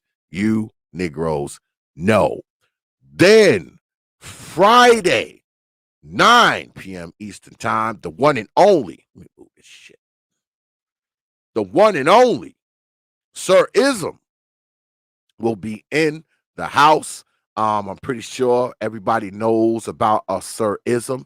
He's down there on the Macosphere. Sir Ism will be in the house tomorrow, right here on the T.P.O.T YouTube page. You Negroes know, and it should be a hoot, man. I'm a interview old brother Ism, who I think is hilarious. So it's gonna be fun. It's gonna be fun Friday night, and we're gonna be getting down with the get down, man, and cold in the game, as he says. So make sure you have your black behinds here Friday night, 9 p.m. Eastern time, right here on the T.P.O.T YouTube page. You Negroes know.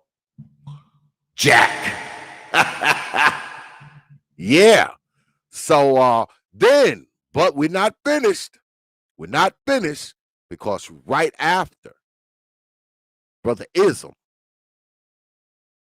We throwing down with one of the hour of power debates. Oh, y'all thought these debates was over, didn't you? They ain't over. Brother M.O.T. will be here, and he'll be taking on the rod of God, and they will be debating, is evil essential for gods? So it should be a good debate. It's a late night debate starting at 11 p.m. Eastern time, right here on the T.P.O.T YouTube page. You Negroes know. That's right. Brother M.O.T. squares off with the rod of God Friday night. Make sure you're here, man. All right? Bring your popcorn. It's probably going to be good. But anyway, once again, man, I want to thank everybody for showing up tonight. I want to thank you good folks out here and the good folks who hang out in here. I just want y'all to know, man, I don't take y'all lightly. I never have, and I never will. All right. I appreciate all the super chats and cash apps and whatnot. As always, yeah, make sure you have your black behinds here tomorrow so we can go ahead and have a nice little sit down talk with the new couple. Ought to be fun, y'all. It's gonna be a good show tomorrow, man. I'm actually looking forward to it. You know, I'm actually looking forward to it, folks. But yeah, man, once again, man, shout out, man, to Lady Shonda. Like I said before, hopefully we can get Lady Shonda back in here in the next couple of weeks. So we can talk about some medical careers, maybe help y'all out with some information on getting in school and getting into the medical field. And special shout out, man, to Doc Phoenix, man. Y'all know Doc Phoenix is my dude, boy. Doc Phoenix is up here pretty often because every now and then, I know here on T.P.O.T, a lot of times we get up here and we just talk a lot of shit, but every now and then, you might just find a serious damn show up on here. Definitely when Doc Phoenix is in the house, the show is going to be serious, except for me talking shit here and there. But for the most part, the show is going to be serious. So shout out to Doc Phoenix, and likewise with him. Hopefully I can get him back in the next couple of weeks as well and kind of, collab with Lady Shonda and maybe give people some helpful information, man, about getting into the medical field. All right, y'all? All right. So with that, I will leave you good folks with 3 words.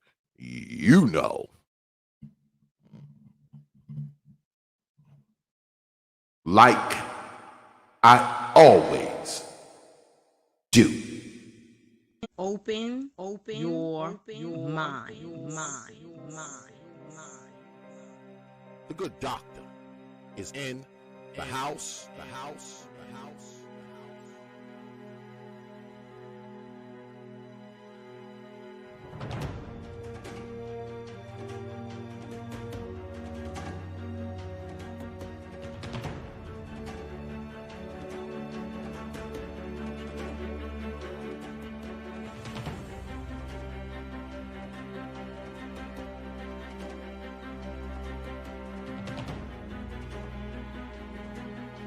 The good doctor.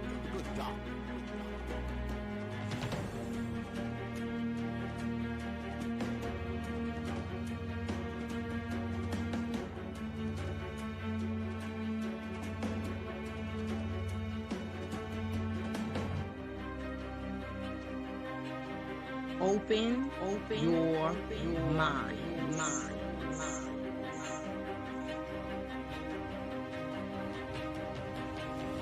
In the house.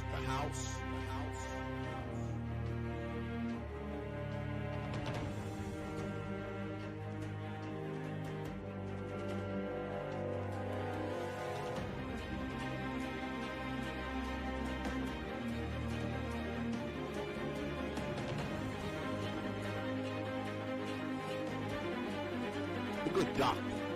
in the house.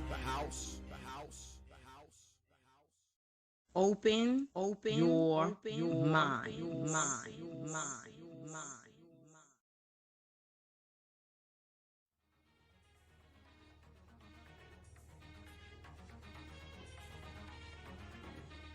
Only from T.P.O.T. Media. Open your mind.